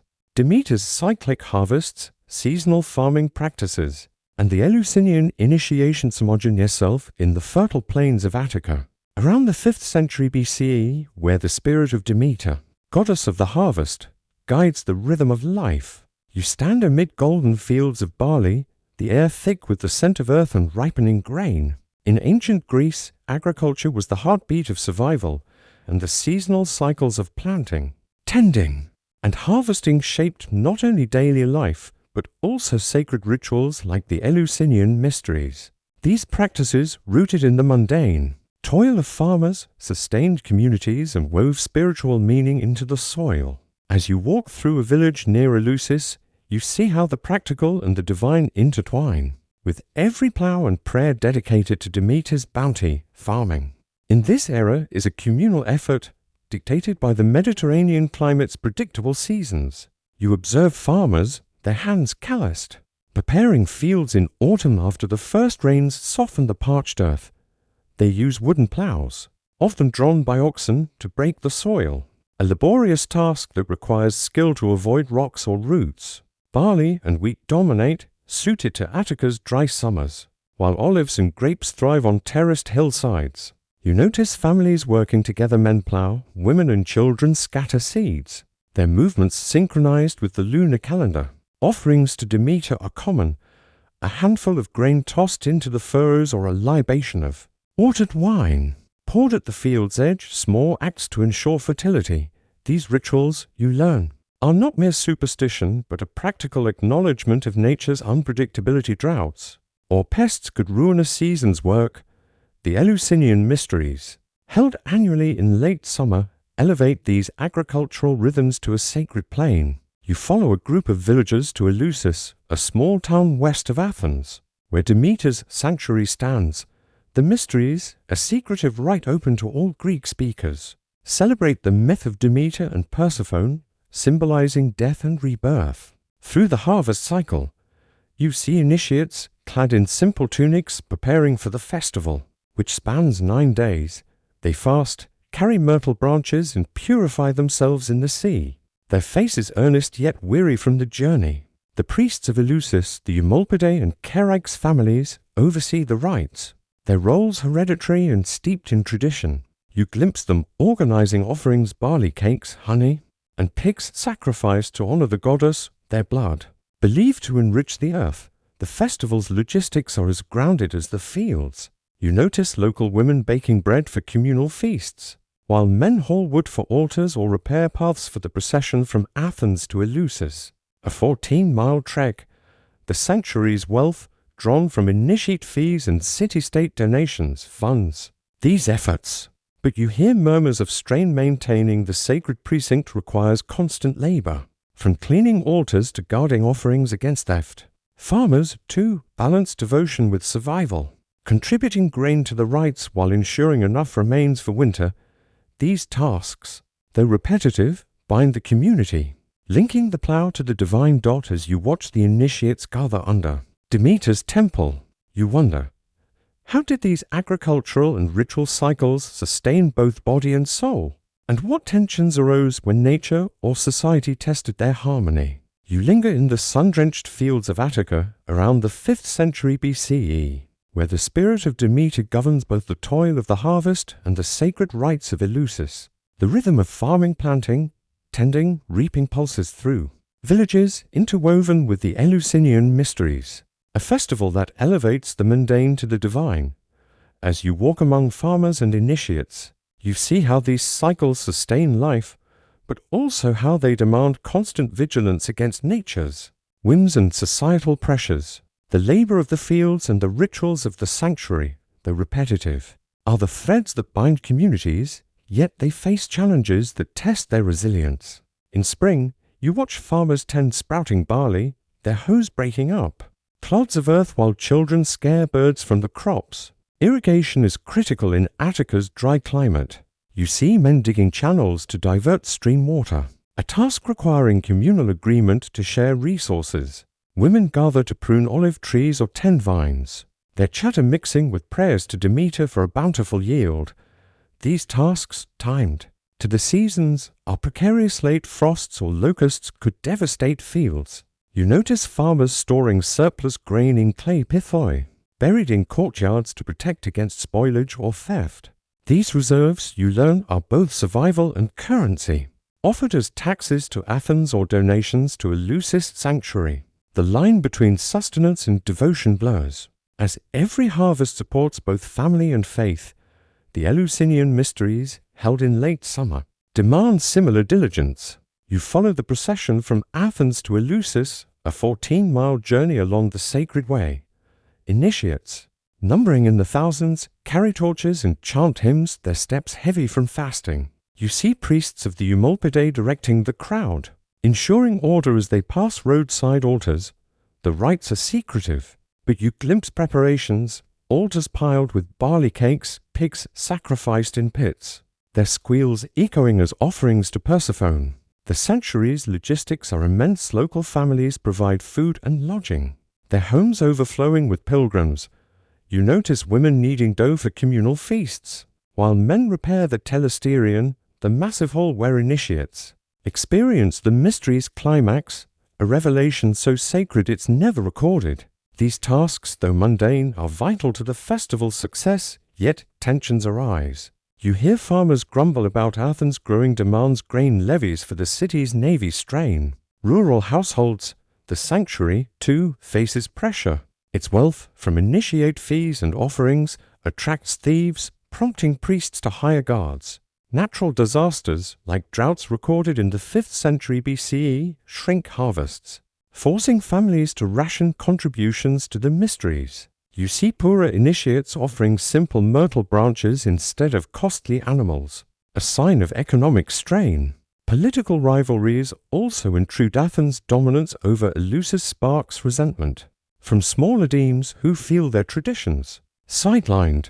The priests navigate these tensions, balancing accessibility with the sanctity of the rites, ensuring the mysteries remain open to all.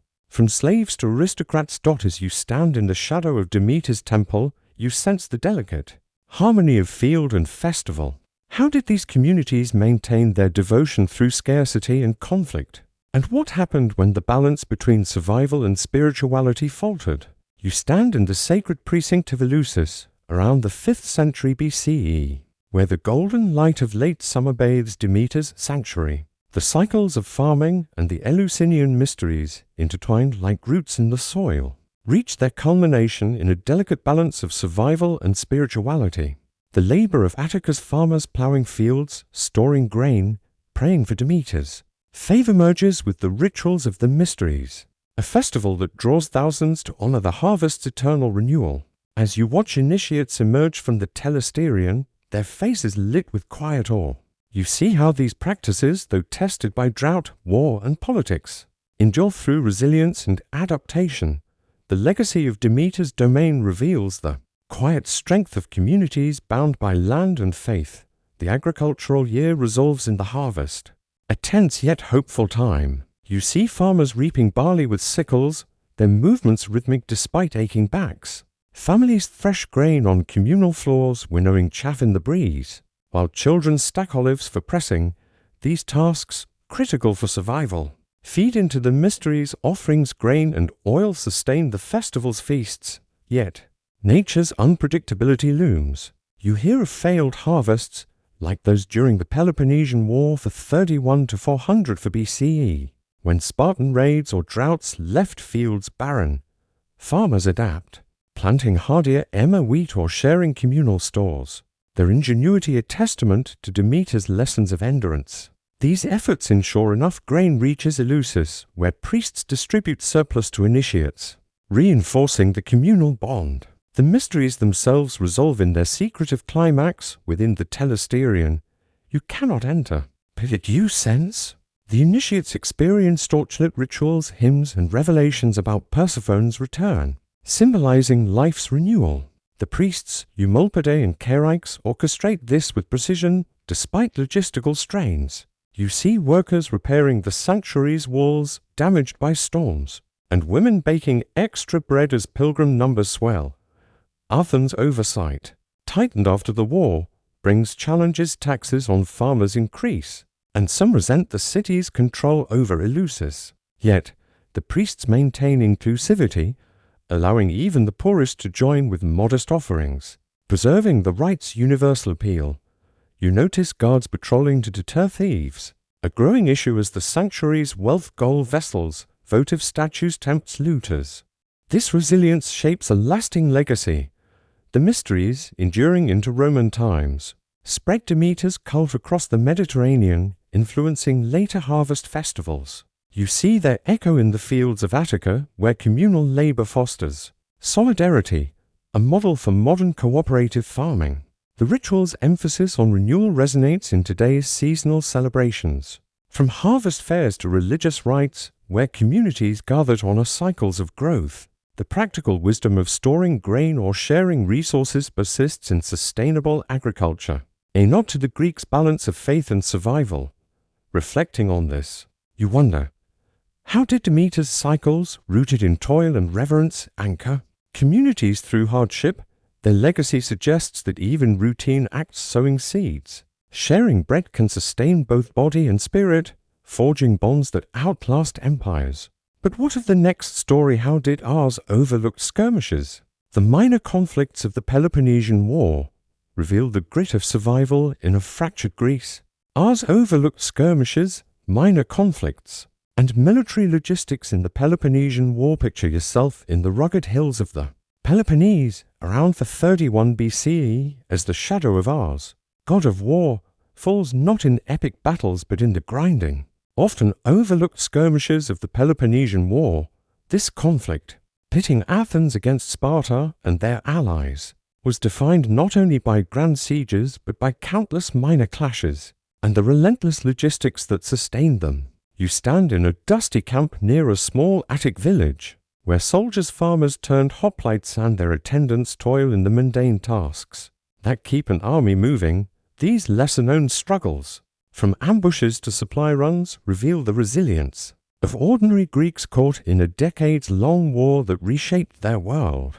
The Peloponnesian War for 31 to 400 for BCE was a sprawling, intermittent conflict, and you see its smaller skirmishes unfold in places like the Attic countryside or Boeotia's borders.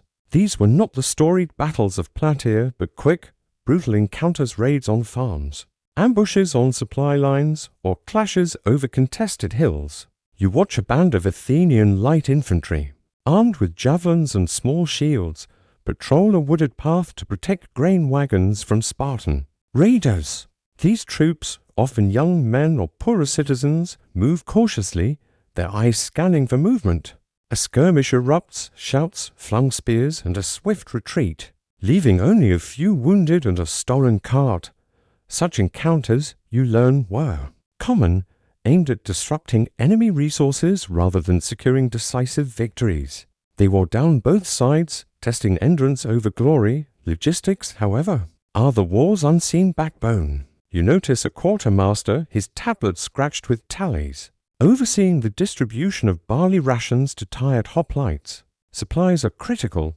Armies rely on Asclepian grain, wine, and oil, often hauled from nearby villages or shipped. From Athenian ports, you see mule drivers guiding creaking carts loaded with amphorae, their paths rutted from overuse. Maintaining supply lines is grueling. Carts break, mules tire, and raiders lurk. In camp, you observe slaves and attendants grinding grain, mending armor, or sharpening bronze spearheads, their labor repetitive but vital. A single missed shipment, you overhear, could starve a garrison. Camp followers, merchants, smiths, even women offering services form a small economy, bartering for food or coin to keep the army functional. Commanders, often aristocrats like Alcibiades or Lysander, delegate these tasks to subordinates, focusing instead on strategy. You see junior officers organizing foraging parties, ensuring wood for fires or fodder for horses. These tasks, though unglamorous, dictate an army's survival. In the 30 BCE, Athens faced plague and Spartan raids, stretching resources thin. You hear soldiers grumble about short rations or worn sandals, their morale fraying as campaigns drag on. Local villagers, caught between armies, adapt by hiding grain or fleeing to fortified towns, their lives upended by these minor but relentless conflicts. The war's smaller actions and logistics, you realize, are as critical as its famous battles, grinding away at both sides' resolve. These routines, marching, foraging, preparing, sustain the fight but drain the spirit. As you watch a weary soldier sharpen his spear under a fading sun, you wonder, how did these endless minor struggles and logistical feats shape the war's outcome? And what toll did they take on those who endured them? You remain in the rugged Peloponnese, around for 29 BCE, where the Peloponnesian War's relentless grind unfolds in dusty camps and contested fields. The shadow of ours lingers not in glorious charges, but in the small-scale skirmishes and logistical labors that define this conflict.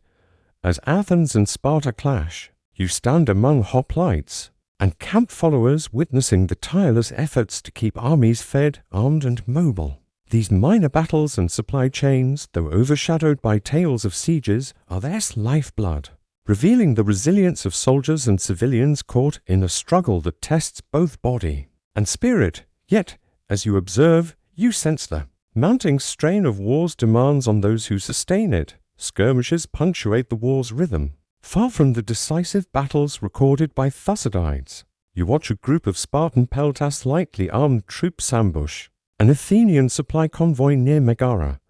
The clash is swift. Javelins fly, a cart is overturned, and the defenders scatter, leaving behind sacks of barley. These raids, you learn, aim to starve or demoralize, targeting farms or trade routes. In Attica, Athenian cavalry's link patrol to counter such attacks, their horses kicking up dust as they chase off raiders. You see a young rider, barely 20, tending a wounded horse, his face etched with fatigue. These encounters, though small, accumulate, draining resources and morale. Villages caught in the crossfire suffer. Most fields burned by Spartans or requisitioned by Athenians leave farmers destitute, forcing them to rebuild or flee. Logistics, however, are the war's silent engine. You notice a quartermaster in a camp near Corinth, tallying amphorae of wine and oil on a wax tablet. Supplies arrive irregularly, hauled by mule trains from ports or nearby demes, but disruptions are common. You hear of a storm sinking a grain ship bound for Athens, leaving troops on short rations. In response, quartermasters ration barley, mixing it with lentils to stretch supplies. You see slaves and freedmen laboring in camps, grinding grain on stone querns or stitching leather for shields. Blacksmiths, their forges glowing, repair dented helmets, while women weave wool for cloaks to ward off winter's chill. These tasks, repetitive and exhausting, are critical without them. Armies falter. You overhear a soldier complain of worn sandals, a reminder that even small oversights can cripple a campaign. The war's toll shapes daily life. You see villagers hiding grain in buried pithoi to evade foraging parties, their survival hinging on secrecy. Camp followers, merchants selling fish or potters crafting water jugs adapt to scarcity. Bartering for scraps as coin dwindles. Athens, plague raging from the 30 BCE, worsens the strain, killing laborers and soldiers alike, forcing commanders to rely on untrained recruits or mercenaries. You notice officers organizing foraging raids with precision, mapping routes to avoid ambushes. Yet mistakes happen, lost scouts or spoiled food spark tensions in camp. The Delian League's naval dominance ensures Athenian supplies, but Spartan blockades test even this advantage, leaving ports like Piraeus under constant threat. As you watch a weary mule driver unload a cart under torchlight, you sense the war's relentless pressure on these unsung workers. Their efforts keep armies moving, but at what cost? How did these minor conflicts and logistical struggles shape the war's long arc? And what happened when exhaustion or disaster pushed them to the breaking point? You linger in a makeshift camp in the Peloponnese, around for 25 BCE, where the Peloponnesian war's relentless grind of minor skirmishes and logistical labors reaches its quiet culmination. The spirit of Ars, god of war, is not in heroic triumphs but in the enduring struggle of soldiers, mule drivers and villagers who sustained this decades-long conflict.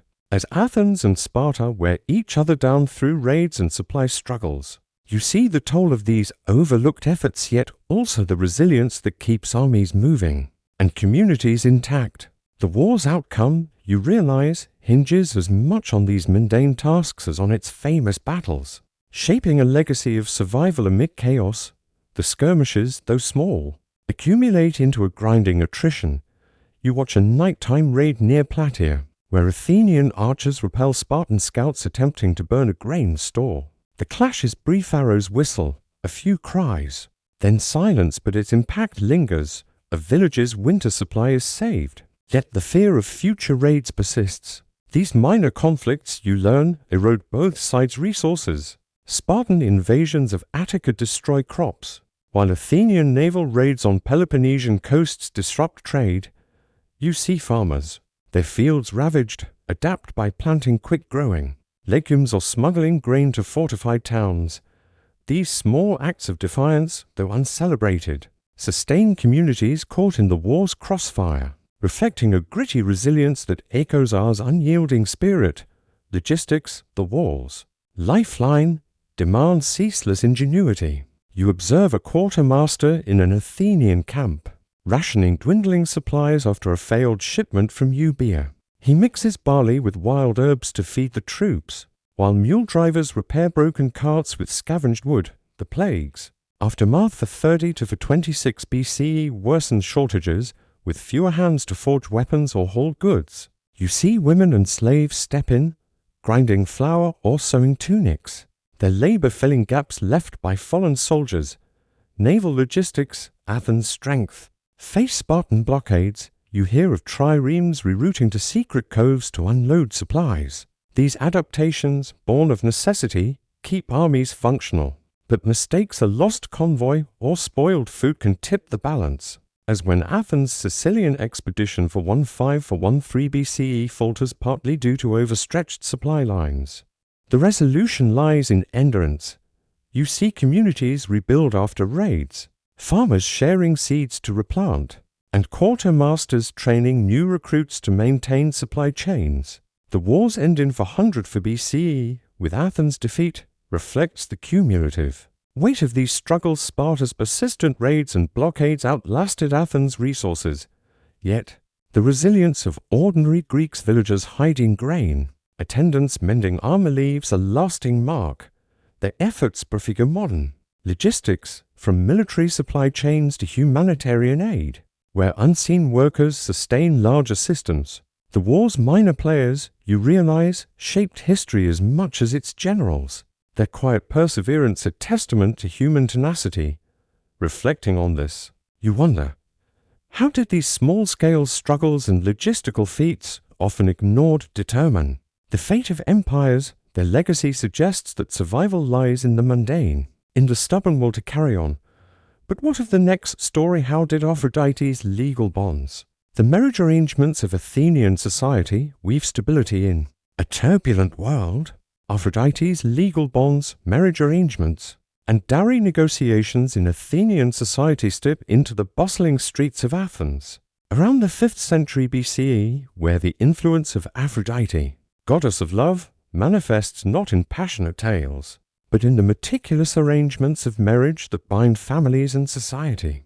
You find yourself in a modest courtyard, where a father and his prospective son-in-law discuss terms. Under the shade of an olive tree, in classical Athens, marriage was less about romance and more about legal and economic contracts, ensuring social stability and lineage. These arrangements, governed by custom and law, involve dowry negotiations, familial alliances, and a quiet labor of women preparing for their new roles. As you observe, you see how these mundane yet critical processes shaped Athenian life, weaving bonds that held firm amid war and change. Marriage in Athens was a family affair, orchestrated to secure wealth, status, or alliances. You watch a father, perhaps a potter or merchant, negotiate with a suitor from a neighboring deme. The bride, often in her mid-teens, has little say her kyrios or male guardian. Typically her father or brother makes the decisions.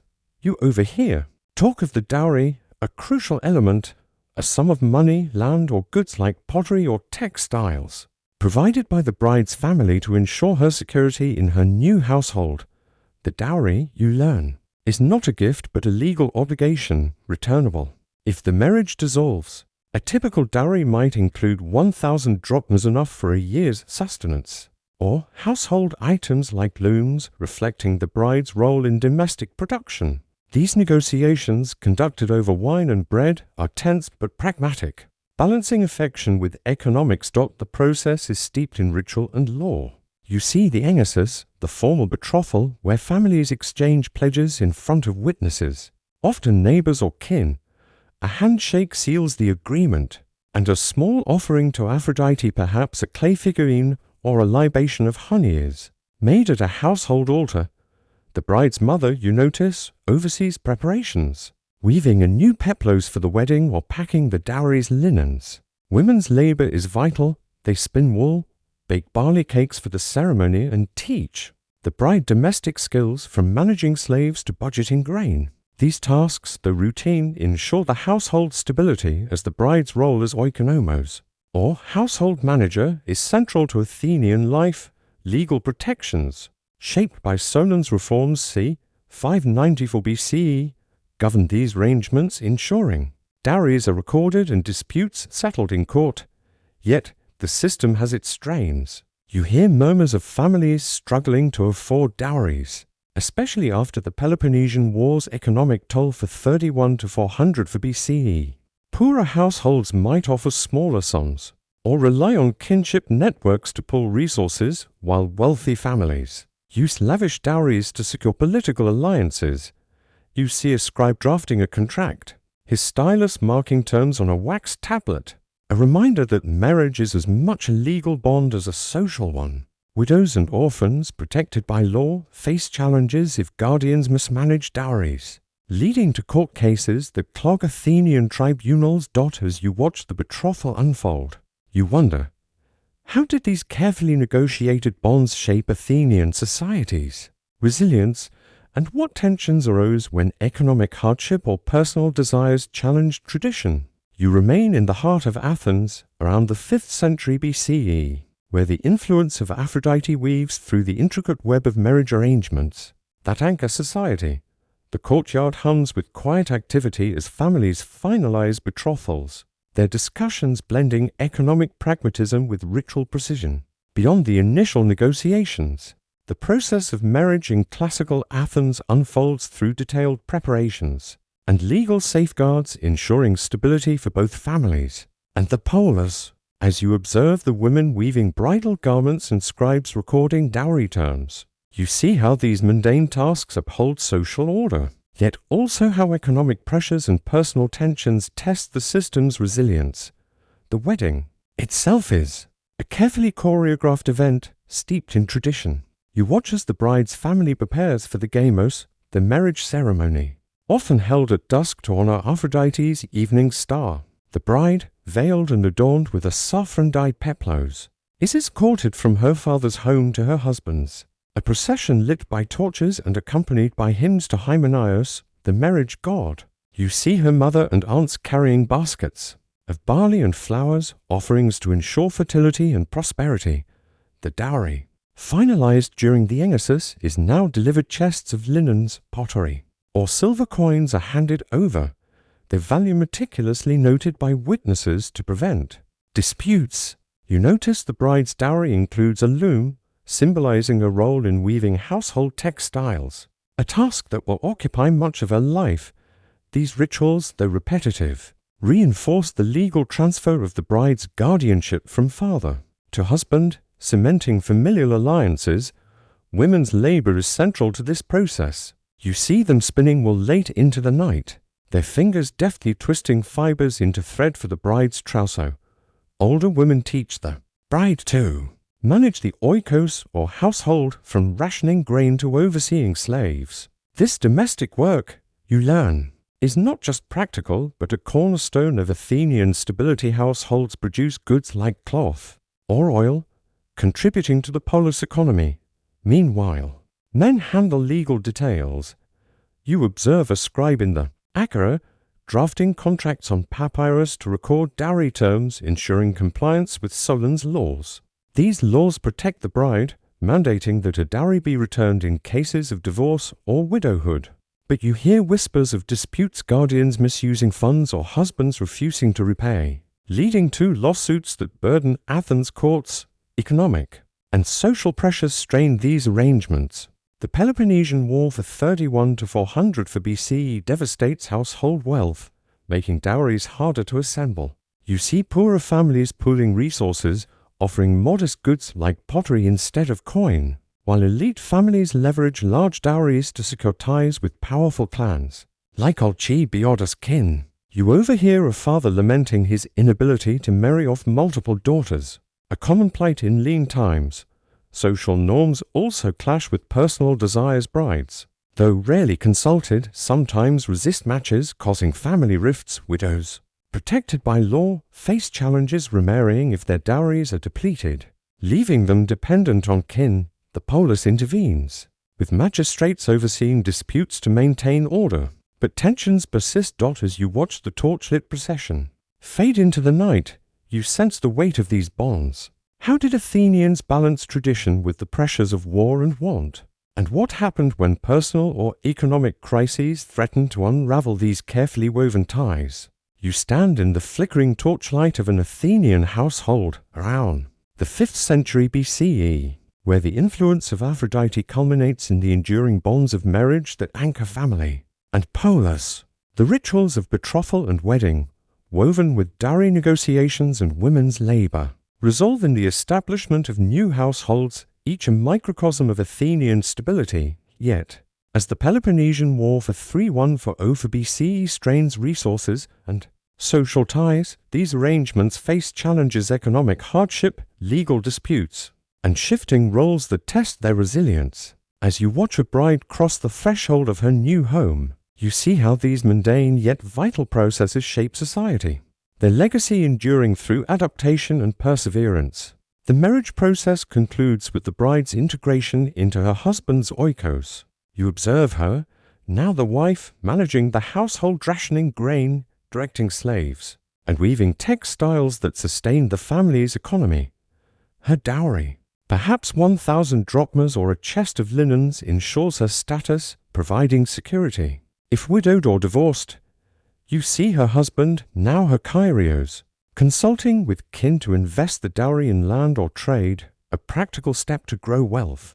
This partnership, though rooted in legal contracts, fosters stability. Households produce goods, from olive oil to cloth, supporting Athens' markets. You notice women sharing skills across generations, teaching daughters to spin or budget. Their quiet labor reinforcing the polis' resilience amid war's disruptions. Yet, challenges persist. The war's economic toll, lost harvests, disrupted trade strains, dowry affordability. You hear of families selling land to fund marriages, or poorer brides entering unions with minimal goods, relying on communal support. Legal disputes arise. Clogging courts, you see a widow suing her late husband's kin for mismanaging her dowry, a common issue under Solon's laws which mandate its return. Magistrates, tasked with upholding these laws, mediate tirelessly, ensuring social order. You notice tensions when personal desires clash with tradition, brides resisting matches, or husbands seeking divorce spark family feuds. The community pressure often enforces compliance. Widows, especially, adapt, remarrying to secure stability, or managing households alone, their resilience echoing Aphrodite's enduring bonds. The resolution lies in adaptation. You see families pooling resources to afford dowries, while Athens' laws evolve to protect vulnerable women like orphans. Ensuring guardians act responsibly, elite families, like those tied to Pericles, use marriages to forge political alliances, strengthening the polis. These bonds, though tested, hold firm, sustaining households through war and recovery. By the 4th century BCE, marriage practices influence Hellenistic and Roman customs, with dowries and household roles shaping later societies. Today, echoes of this system linger in legal prenuptials or communal support for weddings, where families unite to ensure stability. Reflecting on this, you wonder, how did these intricate bonds, forged in ritual and law, anchor Athens through turmoil? Their legacy suggests that even mundane acts, negotiating dowries, weaving cloth, build enduring social frameworks. But what of the next story? How did Hephaestus forged realities? The metallurgy of the Bronze Age craft the foundations of Greek civilization. Hephaestus forged realities, Bronze Age metallurgy and workshop routine. A step into the smoky haze of a Bronze Age workshop around 1600 BCE on the island of Crete, or the mainland of Mycenaean Greece, where the spirit of Hephaestus, god of the forge, pulses through the clang of hammers and the glow of molten metal. You stand in a stone-walled smithy, the air thick with charcoal and sweat, as artisans craft the tools, weapons, and ornaments that define early Greek civilization. In the late Bronze Age, metallurgy was not just a craft but a transformative force, shaping trade, warfare, and society through meticulous routines. As you watch a smith pour molten bronze into a clay mold, you see how these laborious, repetitive tasks forge the foundations of a culture that would echo through history. The workshop is a hub of activity, centered on the forge, a pit of blazing charcoal fed by bellows worked by an apprentice. You observe the smith, his hands scarred from years of heat, smelting copper and tin to create bronze, a metal prized for its strength and versatility. The process is exacting. Copper, sourced from Cyprus or local mines, is heated to 1080 C, mixed with tin at a precise 9:1 ratio. You see workers crushing, or with stone hammers, a grueling task that fills the air with dust. Clay crucibles, shaped by potters, hold the molten alloy, while mold stone or clay form daggers, axes, or jewelry. You notice a craftsman carving a wax model for a lost wax casting, a technique for intricate bronze figurines. His fingers steady despite the repetitive strain. These routines, though tedious, produce goods that fuel trade across the Aegean. Beyond the forge, the workshop hums with supporting roles. You see women and children preparing clay for molds, their hands kneading wet earth, while others haul wood or charcoal to keep fires burning. Scribes using linear bead tablets track inventories, ingots, tools, or finished swords, ensuring supplies for palaces like Knossos or Mycenae. You glimpse a tablet inscribed with tallies, a reminder that metallurgy drives the economy with bronze. Tools enabling farming and weapons arming warriors. Artisans also maintain tools, sharpening chisels or repairing bellows, their work unseen but vital. You hear the smith offer a small prayer to Hephaestus, tossing a pinch of ore into the fire, blending craft with ritual to ensure success, yet the trade faces challenges. You overhear talk of scarce tin, often imported from distant Anatolia. Disrupted by trade route raids, workshops compete for resources, and accidents, burns, or cracked molds are common, slowing production. You see a smith ray-melt a flawed casting, salvaging precious metal, a sign of the era's pragmatism. Palaces exert control, demanding tribute in bronze goods which strains smaller workshops still. These artisans adapt, sharing techniques across regions from Crete to the Cyclades, fostering innovation like stronger alloys or finer filigree. As you watch the forge's glow illuminate the smith's focused face, you sense the weight of his craft. How did these relentless routines shape the Bronze Age's prosperity? And what happened when resource shortages or societal shifts tested their resilience? You remain in the smoky glow of a Bronze Age workshop around 1500 BCE on Crete or the Mycenaean mainland, where the spirit of Hephaestus fuels the relentless rhythm of metallurgy. The clang of hammers and the heat of the forge fill the air as artisans craft bronze tools, weapons, and ornaments that underpin trade and power in this vibrant era. Beyond the initial smelting and casting, the workshop's daily routines polishing, repairing, and managing resources reveal the skill and endurance required to sustain this craft.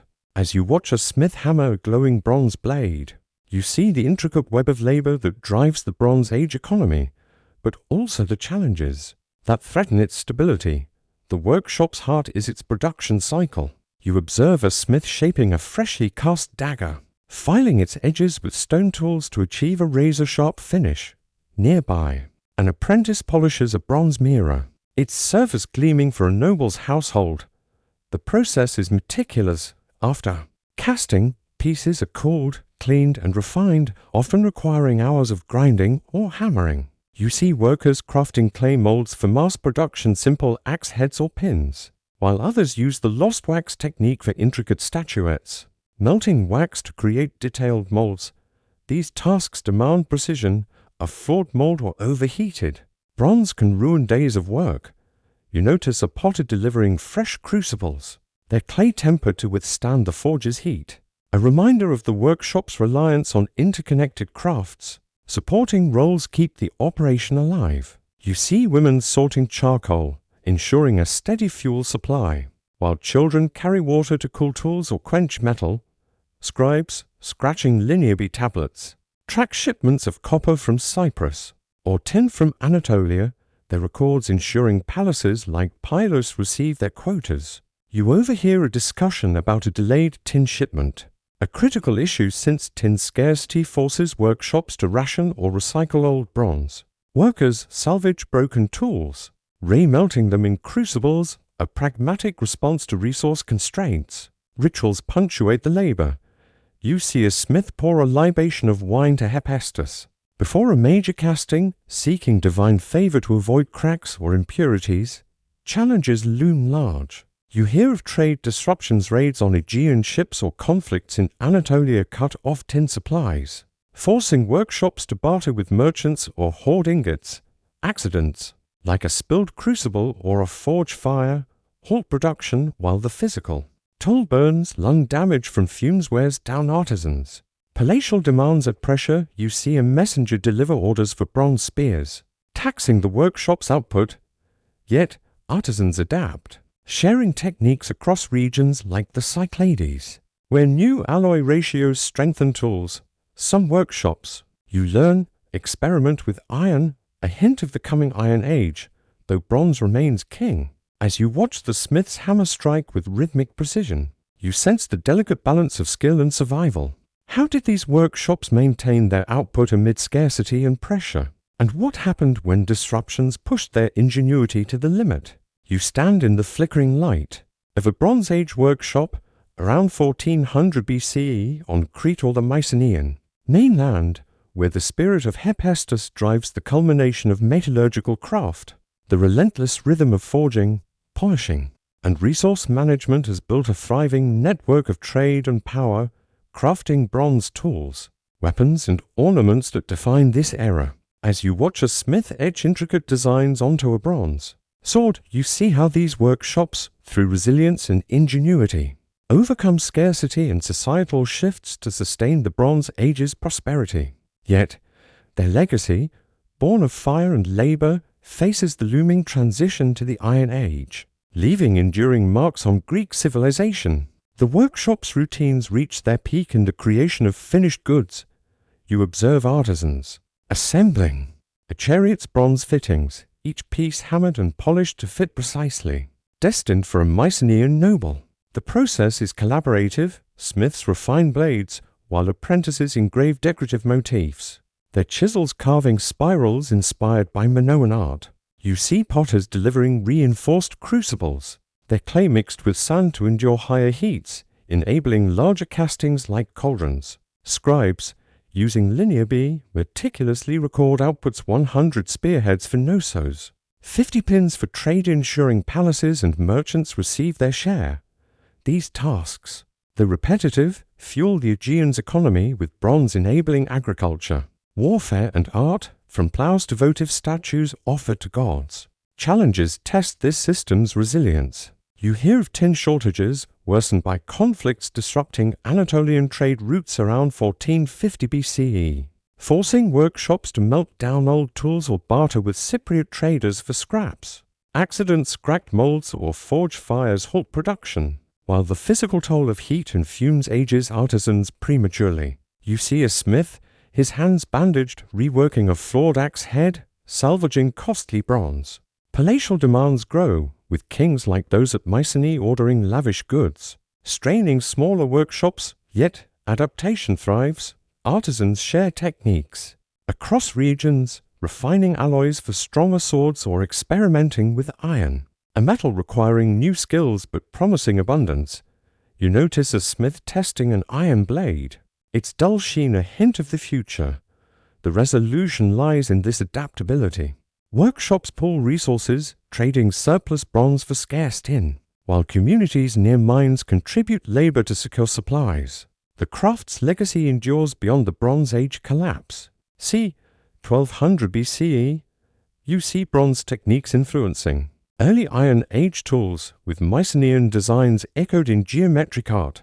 The organizational skills inventory tracking, collaborative labor prefigure later Greek industries, from classical pottery to Roman metallurgy. Today, this legacy persists in precision manufacturing and artisanal crafts, where skill and resourcefulness remain vital. Reflecting on this, you wonder, how did these workshops, through tireless routine, forge a civilization's foundation? Their perseverance suggests that even mundane labor hammering metal, tallying ingots can shape history. But what of the next story? How did Athena's woven knowledge, the intellectual pursuits of Hellenistic libraries, preserve and expand Greek thought? Athena's woven knowledge, intellectual pursuits in Hellenistic library step into the bustling city of Alexandria around the 3rd century BCE, where the spirit of Athena, goddess of wisdom, thrives in the hallowed halls of the great library. You stand amid towering shelves of papyrus scrolls, the air scented with ink and dust, as scholars and scribes weave a tapestry of knowledge that defines the Hellenistic era. This period, following Alexander's conquests, saw libraries like Alexandria's and Pergamon's become beacons of intellectual pursuit, preserving Greek thought while embracing new ideas from across the Mediterranean. As you watch a scribe copy a mathematical treatise, you see how the meticulous routines of collecting, cataloging, and studying texts shaped a legacy of learning. Despite the challenges of a fragmented world, the Great Library, part of Alexandria's museum, is a hub of activity. You observe scholars, philosophers, poets, and astronomers poring over scrolls, debating geometry or epic verse. The library, funded by Ptolemaic kings, houses thousands of texts, from Homer's epics to Babylonian star charts, collected through royal edicts or purchased from merchants. You see a librarian, stylus in hand, cataloging scrolls on wax tablets, organizing them by subject: poetry, history, science, in a system credited to Callinicus, whose Pnyx lists texts systematically, Scribes, often slaves or freedmen, labor in scriptoria, copying fragile papyri to preserve them against wear. You notice one painstakingly transcribing Euclid's Elements, his reed pen scratching precise diagrams, a task requiring hours of focus to avoid errors.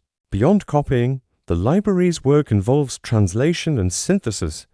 You see scholars translating Egyptian or Persian texts into Greek coin, the era's common tongue, blending cultures to enrich knowledge. Others annotate scrolls, adding commentaries to clarify obscure terms in Hesiod or to debate Aristotle's logic. You glimpse a mathematician, perhaps Aristarchus, sketching heliocentric theories, his ideas radical yet preserved for posterity.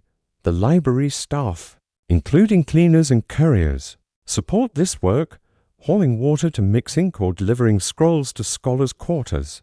These routines, though mundane, sustain a vibrant intellectual ecosystem, with Alexandria rivaling Pergamon, where Attalid kings build their own library to compete. Challenges abound. You hear of ships delayed by storms, slowing the arrival of new texts from Athens or Rhodes. Papyrus, prone to rot in humid Alexandria, requires constant repair, with scribes patching or recopying damaged scrolls. Political rivalries, like those between Ptolemies and Seleucids, disrupt scholarly exchange, while funding shortages force prioritization of certain texts royal patrons favor works, glorifying their reigns. You see a librarian reject a worn, philosophical tract, a reminder of limited resources, yet the library adapts, training local scribes and borrowing texts from smaller centers like Kos. As you watch a scholar unroll a scroll under lamplight, you sense the weight of this intellectual labor. How did these libraries, through tireless routines, preserve and expand Greek thought? And what happened when war or neglect threatened their fragile collections? You linger in the bustling halls of Alexandria's great library, around the 3rd century BCE, where Athena's spirit of wisdom guides the meticulous labor of scholars and scribes. The air hums with the scratch of reed pens and the murmur of debates, as the Hellenistic world's intellectual hub weaves together Greek, Egyptian, and Persian knowledge.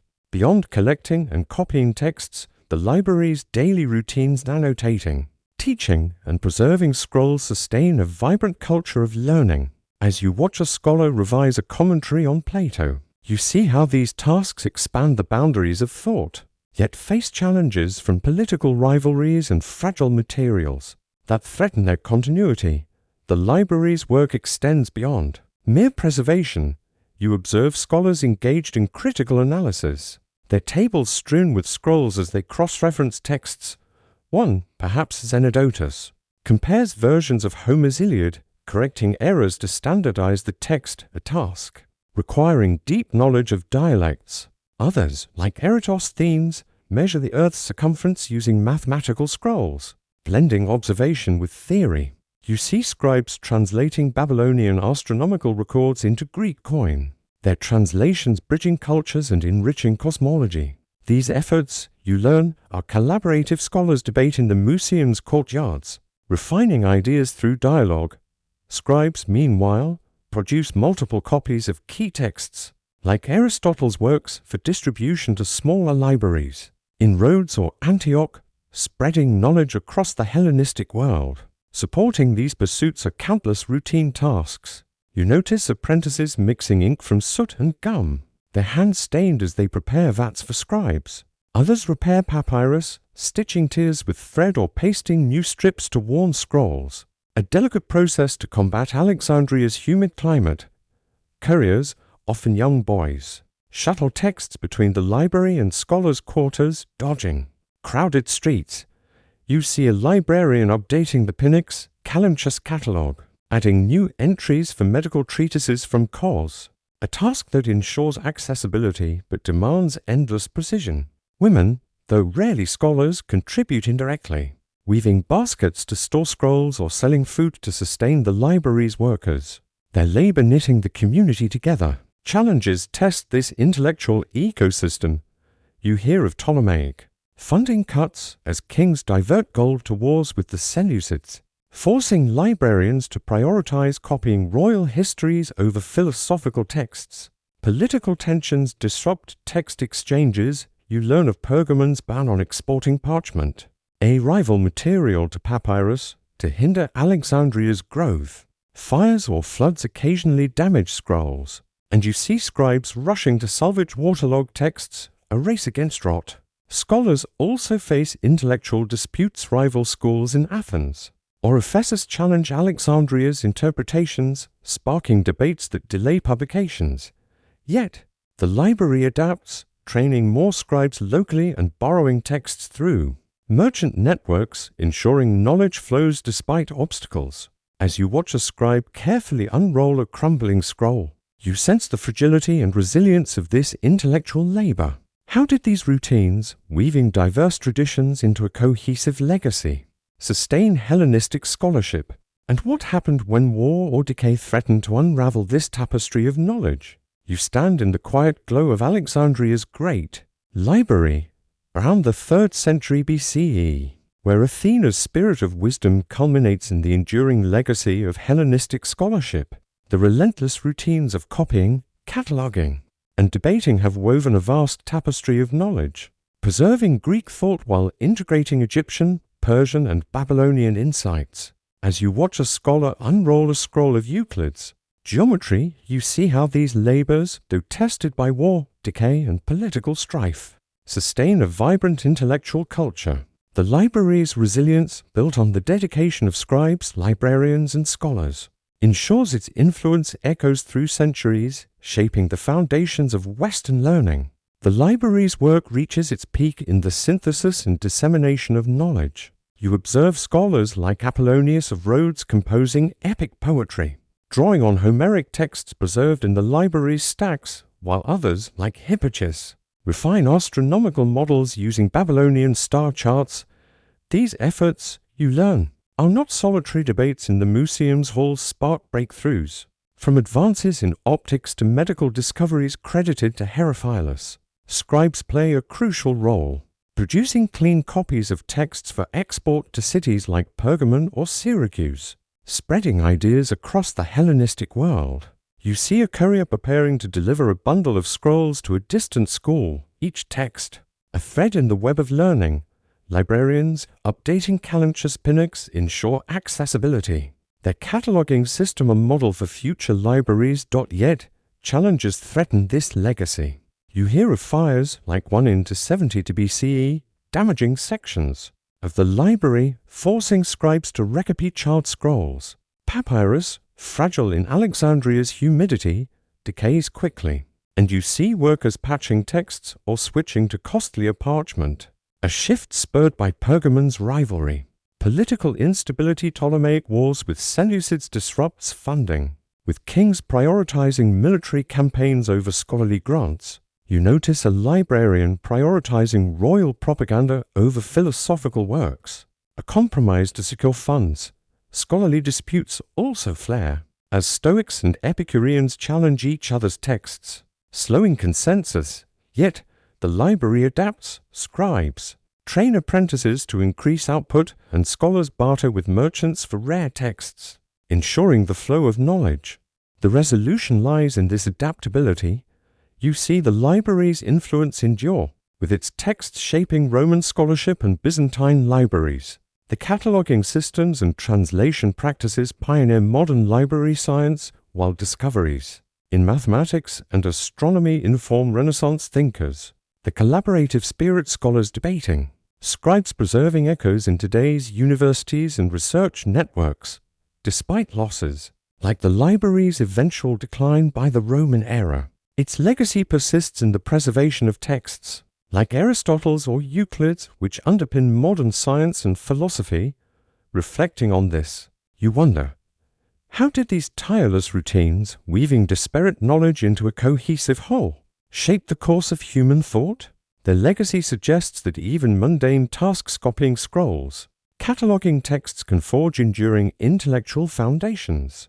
But what of the next story? How did Poseidon's maritime networks, the trade routes of archaic Greece, connect and sustain a seafaring civilization? Poseidon's maritime networks, trade routes, and port operations in archaic Greece step into the bustling port of Piraeus, around the 7th century BCE, where the spirit of Poseidon, god of the sea, reigns over the vibrant maritime networks that define archaic Greece. You stand on a stone quay, the air sharp with salt and pine tar, as ships laden with amphorae and timber dock amid a chorus of shouts and creaking ropes. In this era, trade routes crisscrossing the Aegean and beyond connect city-states, colonies, and distant lands, fueling economic and cultural exchange. As you watch a merchant haggle over a cargo of grain, you see how the daily routines of sailors, dock workers, and traders loading ships, repairing hulls, and navigating treacherous waters sustain a seafaring civilization despite the perils of storms and piracy. The ports are the heart of Greece's maritime world. You observe triremes and merchant vessels, their hulls caulked with pitch, unloading goods from as far as Egypt or the Black Sea. Piraeus, Athens' main port, buzzes with activity. Dock workers stack amphorae filled with olive oil or wine destined for Corinth or Miletus. You see a foreman tallying cargo on a wax tablet, ensuring taxes often a tenth of the goods are paid to the polis, sailors. Their skin weathered by sun and wind, mend sails or scrub decks, their labor vital to keep ships seaworthy. You notice a small altar to Poseidon, where a captain pours a libation of wine before a voyage, a ritual to appease the sea god and ensure safe passage. These routines, though repetitive, drive trade with goods like Athenian pottery auction, wine shaping regional economies. Trade routes, sprawling across the Mediterranean, rely on skilled navigation. You watch a pilot study the stars and coastal landmarks, plotting courses to avoid reefs or sudden squalls. Ships follow established paths from Athens to Aegina for grain or to Cyprus for copper. A journey taking days or weeks. You hear tales of colonies like Massalia, modern Marseille, founded by Phaeacian traders, extending Greek influence. Merchants, often doubling as ship owners, barter fiercely, exchanging wool for Phoenician glass or amber from the north. You see a scribe recording transactions, his clay tablet etched with sums, a system that tracks debts and prevents disputes. These networks, you learn, foster cultural exchange, spreading Greek art and ideas alongside goods. Yet dangers abound. You overhear sailors speak of storms sinking ships or pirates raiding off roads, stealing cargo and crew. Ports face logistical strains, overcrowded quays, slow unloading, and you see workers rushing to clear space. Timber shortages critical for shipbuilding. Force traders to import cedar from Phoenicia, a costly endeavor. Political rivalries, like those between Athens and Aegina, disrupt routes, while harbor taxes spark tensions among merchants. Still, adaptation thrives. Sailors learn new routes, and ports build breakwaters to shield ships, ensuring trade persists. As you watch a ship sail out under Poseidon's watchful gaze, you sense the pulse of these maritime networks. How did these routines and routes sustain archaic Greece's prosperity? And what happened when storms or conflicts tested their resilience?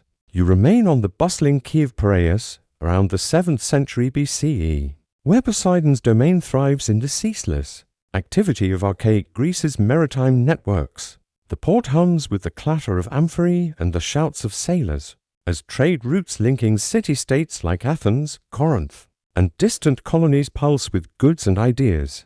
Beyond the loading of ships, the daily grind of maintaining vessels, managing cargo, and navigating routes sustains this seafaring civilization. As you watch a dock worker stack jars of olive oil, you see the intricate labor that fuels Greece's prosperity, but also the threats piracy, storms, and rivalries that test its resilience. Port operations are a complex dance of labor. You observe stevedores, their muscles straining, unloading heavy amphorae of wine from Chios, stacking them for inspection by a tax official scribbling on a wax tablet. Nearby, shipwrights repair a merchant vessel's hull, scraping barnacles and sealing cracks with pitch, a task vital to prevent leaks on long voyages. You see women weaving coarse ropes from hemp, their hands calloused, supplying rigging for sails. Scribes record inventories, grain from the Black Sea, copper from Cyprus, ensuring accurate trade ledgers. You notice a captain offering a clay figurine to Poseidon at a harbor shrine, a ritual to secure fair winds. These routines, though repetitive, keep ports like Piraeus and Miletus thriving, channeling wealth into city-states through taxes and trade. Navigation and trade routes demand skill and endurance. You watch a pilot, his eyes scanning the horizon, adjust a ship's course using a lead-sounding line to measure depth, avoiding hidden shoals. Routes are well-trodden. Athens to Aegina for pottery, or to Thasos for gold with ships hugging coasts. To dodge open sea storms, you hear merchants negotiating deals. Trading wool for Egyptian linen or amber from the Baltic, they're haggling fierce but pragmatic. These exchanges, you learn, spread Greek culture, pottery styles, or myths while importing innovations like Phoenician ship designs. Yet, routes are perilous. You overhear tales of wrecks off Crete, where sudden gales sank entire cargoes, or pirate attacks near roads where raiders seize slaves and goods. Challenges strain the system. You see overcrowded docks slowing trade, with workers scrambling to clear space for incoming ships. Timber shortages force reliance on costly imports from Thrace, while political tensions like Athens' rivalry with Aegina disrupt routes, raising tariffs or sparking blockades. You notice a merchant bribing a port official to expedite his cargo, a sign of corruption under pressure. Storms and piracy remain constant threats. You hear of a lost ship, its crew drowned, leaving families destitute. Yet, adaptation persists. Ports build lighthouses like early beacons at Samos, and sailors share knowledge of safer routes, while communities pool resources to ransom captives from pirates. As you watch a ship unfurl its sail, bound for distant shores, you sense the fragile strength of these networks. How did these daily labors and perilous journeys sustain Greece's interconnected world? And what happened when disruptions pushed this maritime system to its limits? You stand on the windswept quay of Piraeus around the 7th century BCE, where Poseidon's maritime networks reached their culmination, binding archaic Greece through vibrant trade routes and bustling ports. The clatter of amphorae and the creak of ships' timbers echo as sailors, merchants, and dockworkers sustain a seafaring civilization that connects city-states and distant colonies. These networks, fueled by daily routines and perilous voyages, face storms, piracy, and political strife, yet their resilience ensures Greece's prosperity. As you watch a ship return laden with Black Sea grain, you see how these efforts weave a lasting legacy, shaping trade and culture across the Mediterranean. The port's ceaseless activity resolves in the efficient flow of goods. You observe dock workers unloading cedar from Phoenicia, their hands swift as they stack timber for shipbuilding. Merchants finalize deals, trading Athenian olive oil for Thracian silver, their contracts etched on clay tablets by scribes to prevent disputes. You see shipwrights reinforcing hulls with bronze nails, a response to frequent storms, while sailors mend sails torn by gales. These tasks, honed over generations, in short ports like Corinth and Miletus, remain hubs of commerce, channeling wealth into city-states. You notice a captain pouring wine into the sea, a final offering to Poseidon, thanking him for a safe return. This blend of labor and ritual, you learn, sustains trade routes that carry Greek pottery to Egypt and Lydian gold to the Aegean. Resilience defines these networks. You hear of adaptations to piracy, merchants hiring armed escorts or sailing in convoys to deter raiders off roads. Storms, a constant threat, prompt innovations like stronger hulls or stone anchors, while pilots refine navigation using star charts, reducing wrecks. Political rivalries, like Athens' tensions with Aegina, disrupt routes, but traders reroute to neutral ports like Samos, maintaining flow. You see communities rally after losses. Families of lost sailors weave nets to support fishing, ensuring local economies endure. Timber shortages, a growing issue, lead to recycling wrecked ships or importing pine from Macedon, a costly but necessary shift. These adaptations, though pragmatic, reflect Poseidon's enduring influence, guiding Greece through turbulent seas. The legacy of these networks endures. You see their impact in the spread of Greek culture. Colonization in Sicily or Massalia carries pottery styles and myths, while trade introduces Phoenician alphabets, shaping Greek writing. Port systems, with their tax ledgers and quays, prefigure Roman harbors and modern logistics, from shipping to supply chains. The cooperative Spirit merchants sharing routes. Communities rebuilding after storms echoes in today's global trade networks. By the classical era, these routes underpin Athens' naval empire, proving their lasting strength. Reflecting on this, you wonder, how did these maritime networks, forged in routine and resilience, anchor Greece's interconnected world? Their legacy suggests that even mundane tasks loading ships, charting courses can shape civilizations. But what of the next story? How did Apollo's healing arts, the medical practices of classical Greece, balance science and ritual to preserve life? Apollo's healing arts, medical practices and healing sanctuaries in classical Greece. Step into the sacred precinct of Epidaurus around the 5th century BCE, where the spirit of Apollo, god of healing, guides the bustling activity of Greece's healing sanctuaries. You stand amid marble altars and shaded colonnades, the air thick with the scent of incense and herbs, as pilgrims seek cures for ailments from lameness to fever. In classical Greece, medicine blended empirical practice with divine ritual, centered in sanctuaries like Epidaurus or Kos, where priests, physicians, and attendants worked to restore health. As you watch a priest-physician mix a poultice, you see how these routines diagnosing, treating, and praying sustained communities. Despite the limits of ancient knowledge and the pressures of war, healing sanctuaries, or Asclepiae, are vibrant hubs of hope.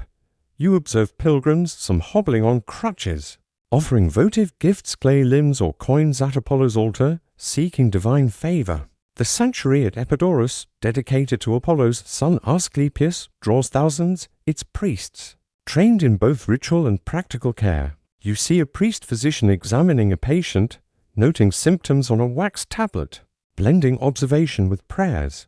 Treatments include herbal remedies like willow bark for pain or regimen advice, such as diet and rest. You notice attendants cleaning dormitories where pilgrims sleep, hoping for healing dreams from Asclepius, a practice called incubation. These routines, blending faith and skill, offer solace, with inscriptions recording cures for blindness or infertility, though some are likely placebo-driven. Beyond sanctuaries, secular physicians practice in cities. You glimpse a traveling doctor in Athens' Agora, carrying a leather satchel of tools, bronze scalpels, probes, and bandages. These practitioners, trained through apprenticeship or at schools like Kos, rely on observation, following Hippocratic principles to balance bodily humors. You see one lancing a boil, his hand steady while prescribing a barley broth diet. Their work, often for wealthier clients, complements sanctuary care, with physicians sharing knowledge via scrolls or debates. Women, though excluded from formal training, contribute as midwives or herbalists, their remedies mint for digestion, honey for wounds passed down through families, supporting community health. Challenges test this system. You hear of failed treatments as diseases like the Athenian plague for 30 BCE defy cures, leaving physicians helpless. Sanctuaries strain under crowds, with attendants struggling to maintain hygiene or food supplies. War disrupts access. Spartan raids during the Peloponnesian War for 31404 BCE block pilgrims from Epidaurus, while resources like herbs dwindle. You see priests rationing supplies, prioritizing prominent visitors, which sparks resentment. Yet, adaptation thrives. Physicians experiment with new plants like silphium from Cyrene, and sanctuaries build larger dormitories funded by donations to accommodate more pilgrims. As you watch a pilgrim light a votive candle, you sense the delicate balance of science and faith. How did these healing arts, rooted in ritual and reason, sustain Greek society? And what happened when disease or conflict overwhelmed their fragile practices? You linger in the tranquil precinct of Epidaurus around the 5th century BCE, where Apollo's healing spirit animates the daily rhythms of classical Greece's medical practices. The sanctuary buzzes with pilgrims seeking cures, their offerings of clay limbs and prayers mingling with the practical work of priests and physicians.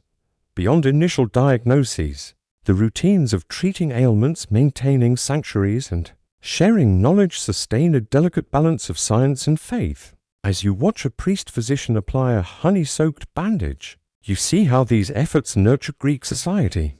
yet face challenges from disease, war, and limited resources that test their resilience. The healing process at Asclepiae, like Epidaurus, is methodical. You observe a priest-physician prescribing a regimen for a limping pilgrim: rest, a diet of barley gruel, and a poultice of crushed herbs like myrrh. Incubation remains. Central pilgrims sleep in the abaton, a sacred dormitory, hoping for visions. From Asclepius guiding their cure, you see an attendant sweeping the space, ensuring cleanliness to prevent infections, a practical nod to health. Inscriptions on stone tablets record successes: a barren woman conceiving, a blind man regaining sight, though you suspect some cures owe more to hope than medicine. Rituals frame these efforts. Priests offer sacrifices like goats at Apollo's altar, their blood believed to appease the god, while pilgrims burn incense, filling the air with fragrant smoke. In cities, secular physicians advance empirical methods. You watch a doctor in Athens' Agora perform trepanation, drilling a small hole in a patient's skull to relieve pressure, his bronze tools gleaming. These practitioners, trained at schools like Kos, follow Hippocratic texts, diagnosing through observation of symptoms like pulse or urine color. You see one teaching an apprentice to suture wounds, passing down skills crucial for battlefield injuries. Women, though excluded from formal roles, contribute significantly. Midwives deliver babies using herbal teas to ease labor, while herbalists sell remedies like fennel for digestion. You notice a woman grinding herbs in a mortar, her knowledge, shared orally, sustaining community health outside sanctuaries. Challenges strain both systems. The Athenian plague for 30 BCE overwhelms physicians, with no cure for its fever and sores, leading to distrust in both secular and sacred healers. You hear pilgrims grumble about long waits at Epidaurus, as overcrowding taxes food and bedding. Supplies. The Peloponnesian War for 3104 BCE disrupts Serb imports, like silphium from Cyrene, forcing healers to rely on local plants like thyme. Priests prioritize wealthy donors, sparking resentment among poorer pilgrims. Yet, adaptation persists. Physicians experiment with new remedies, like vinegar for wounds, while sanctuaries expand facilities funded by votive offerings to accommodate crowds. As you watch a pilgrim emerge from the abaton, clutching a votive, you sense the fragile interplay of faith and skill.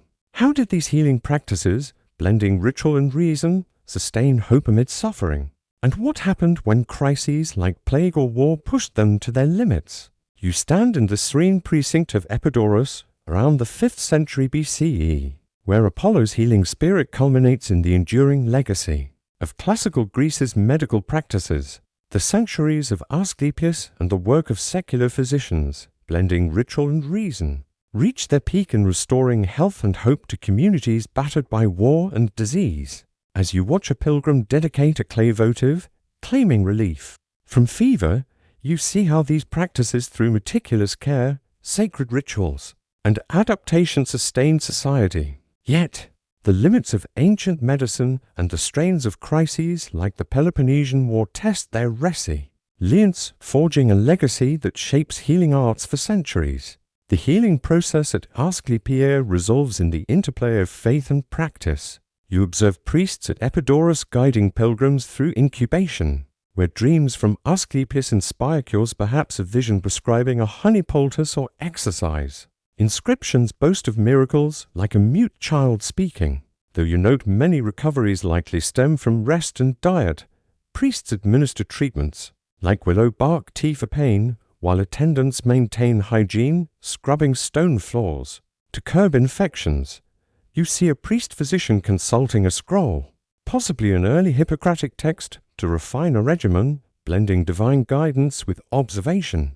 These efforts, supported by offerings, coins, livestock funds, sanctuary expansions like new dormitories, ensuring access for growing crowds.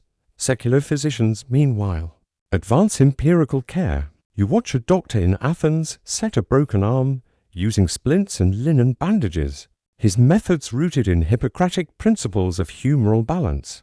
These physicians share knowledge through treatises, like those from Kos detailing surgical techniques, or herbal remedies: mint for nausea, opium for sleep. Midwives and herbalists, often women, sustain community health. You see one brewing chamomile for childbirth, her skills vital yet unrecorded. This network of healers, from sanctuaries to city agoras, adapts to crises. During the Athenian plague, for 30 BCE, when remedies failed, physicians experimented with cooling baths, while sanctuaries offered spiritual solace, easing despair. Challenges exposed vulnerabilities. The plague's devastation, killing thousands, eroded trust in healers, with survivors turning to Apollo's shrines for hope. War disrupted supply chains. Herbs like silphium became scarce, forcing reliance on local plants like sage. You hear pilgrims at Epidaurus complain of overcrowding as war refugees swell numbers, straining food and space. Social inequities persist. Wealthier patients receive priority, leaving poorer ones waiting. Yet, resilience shines. Physicians share findings. Sanctuaries build wells for cleaner water, and communities pool resources to fund care. By the 4th century BCE, these practices influence Hellenistic medicine, with Kos and Cienidus formalizing medical schools. The legacy endures. Hippocratic methods observation, prognosis shape modern medicine, while sanctuary healing echoes in holistic traditions. You see their impact in the communal spirit of caregiving, from midwives to priests prefiguring today's healthcare systems. Reflecting, you wonder, how did these practices, balancing science and faith, preserve life amid chaos?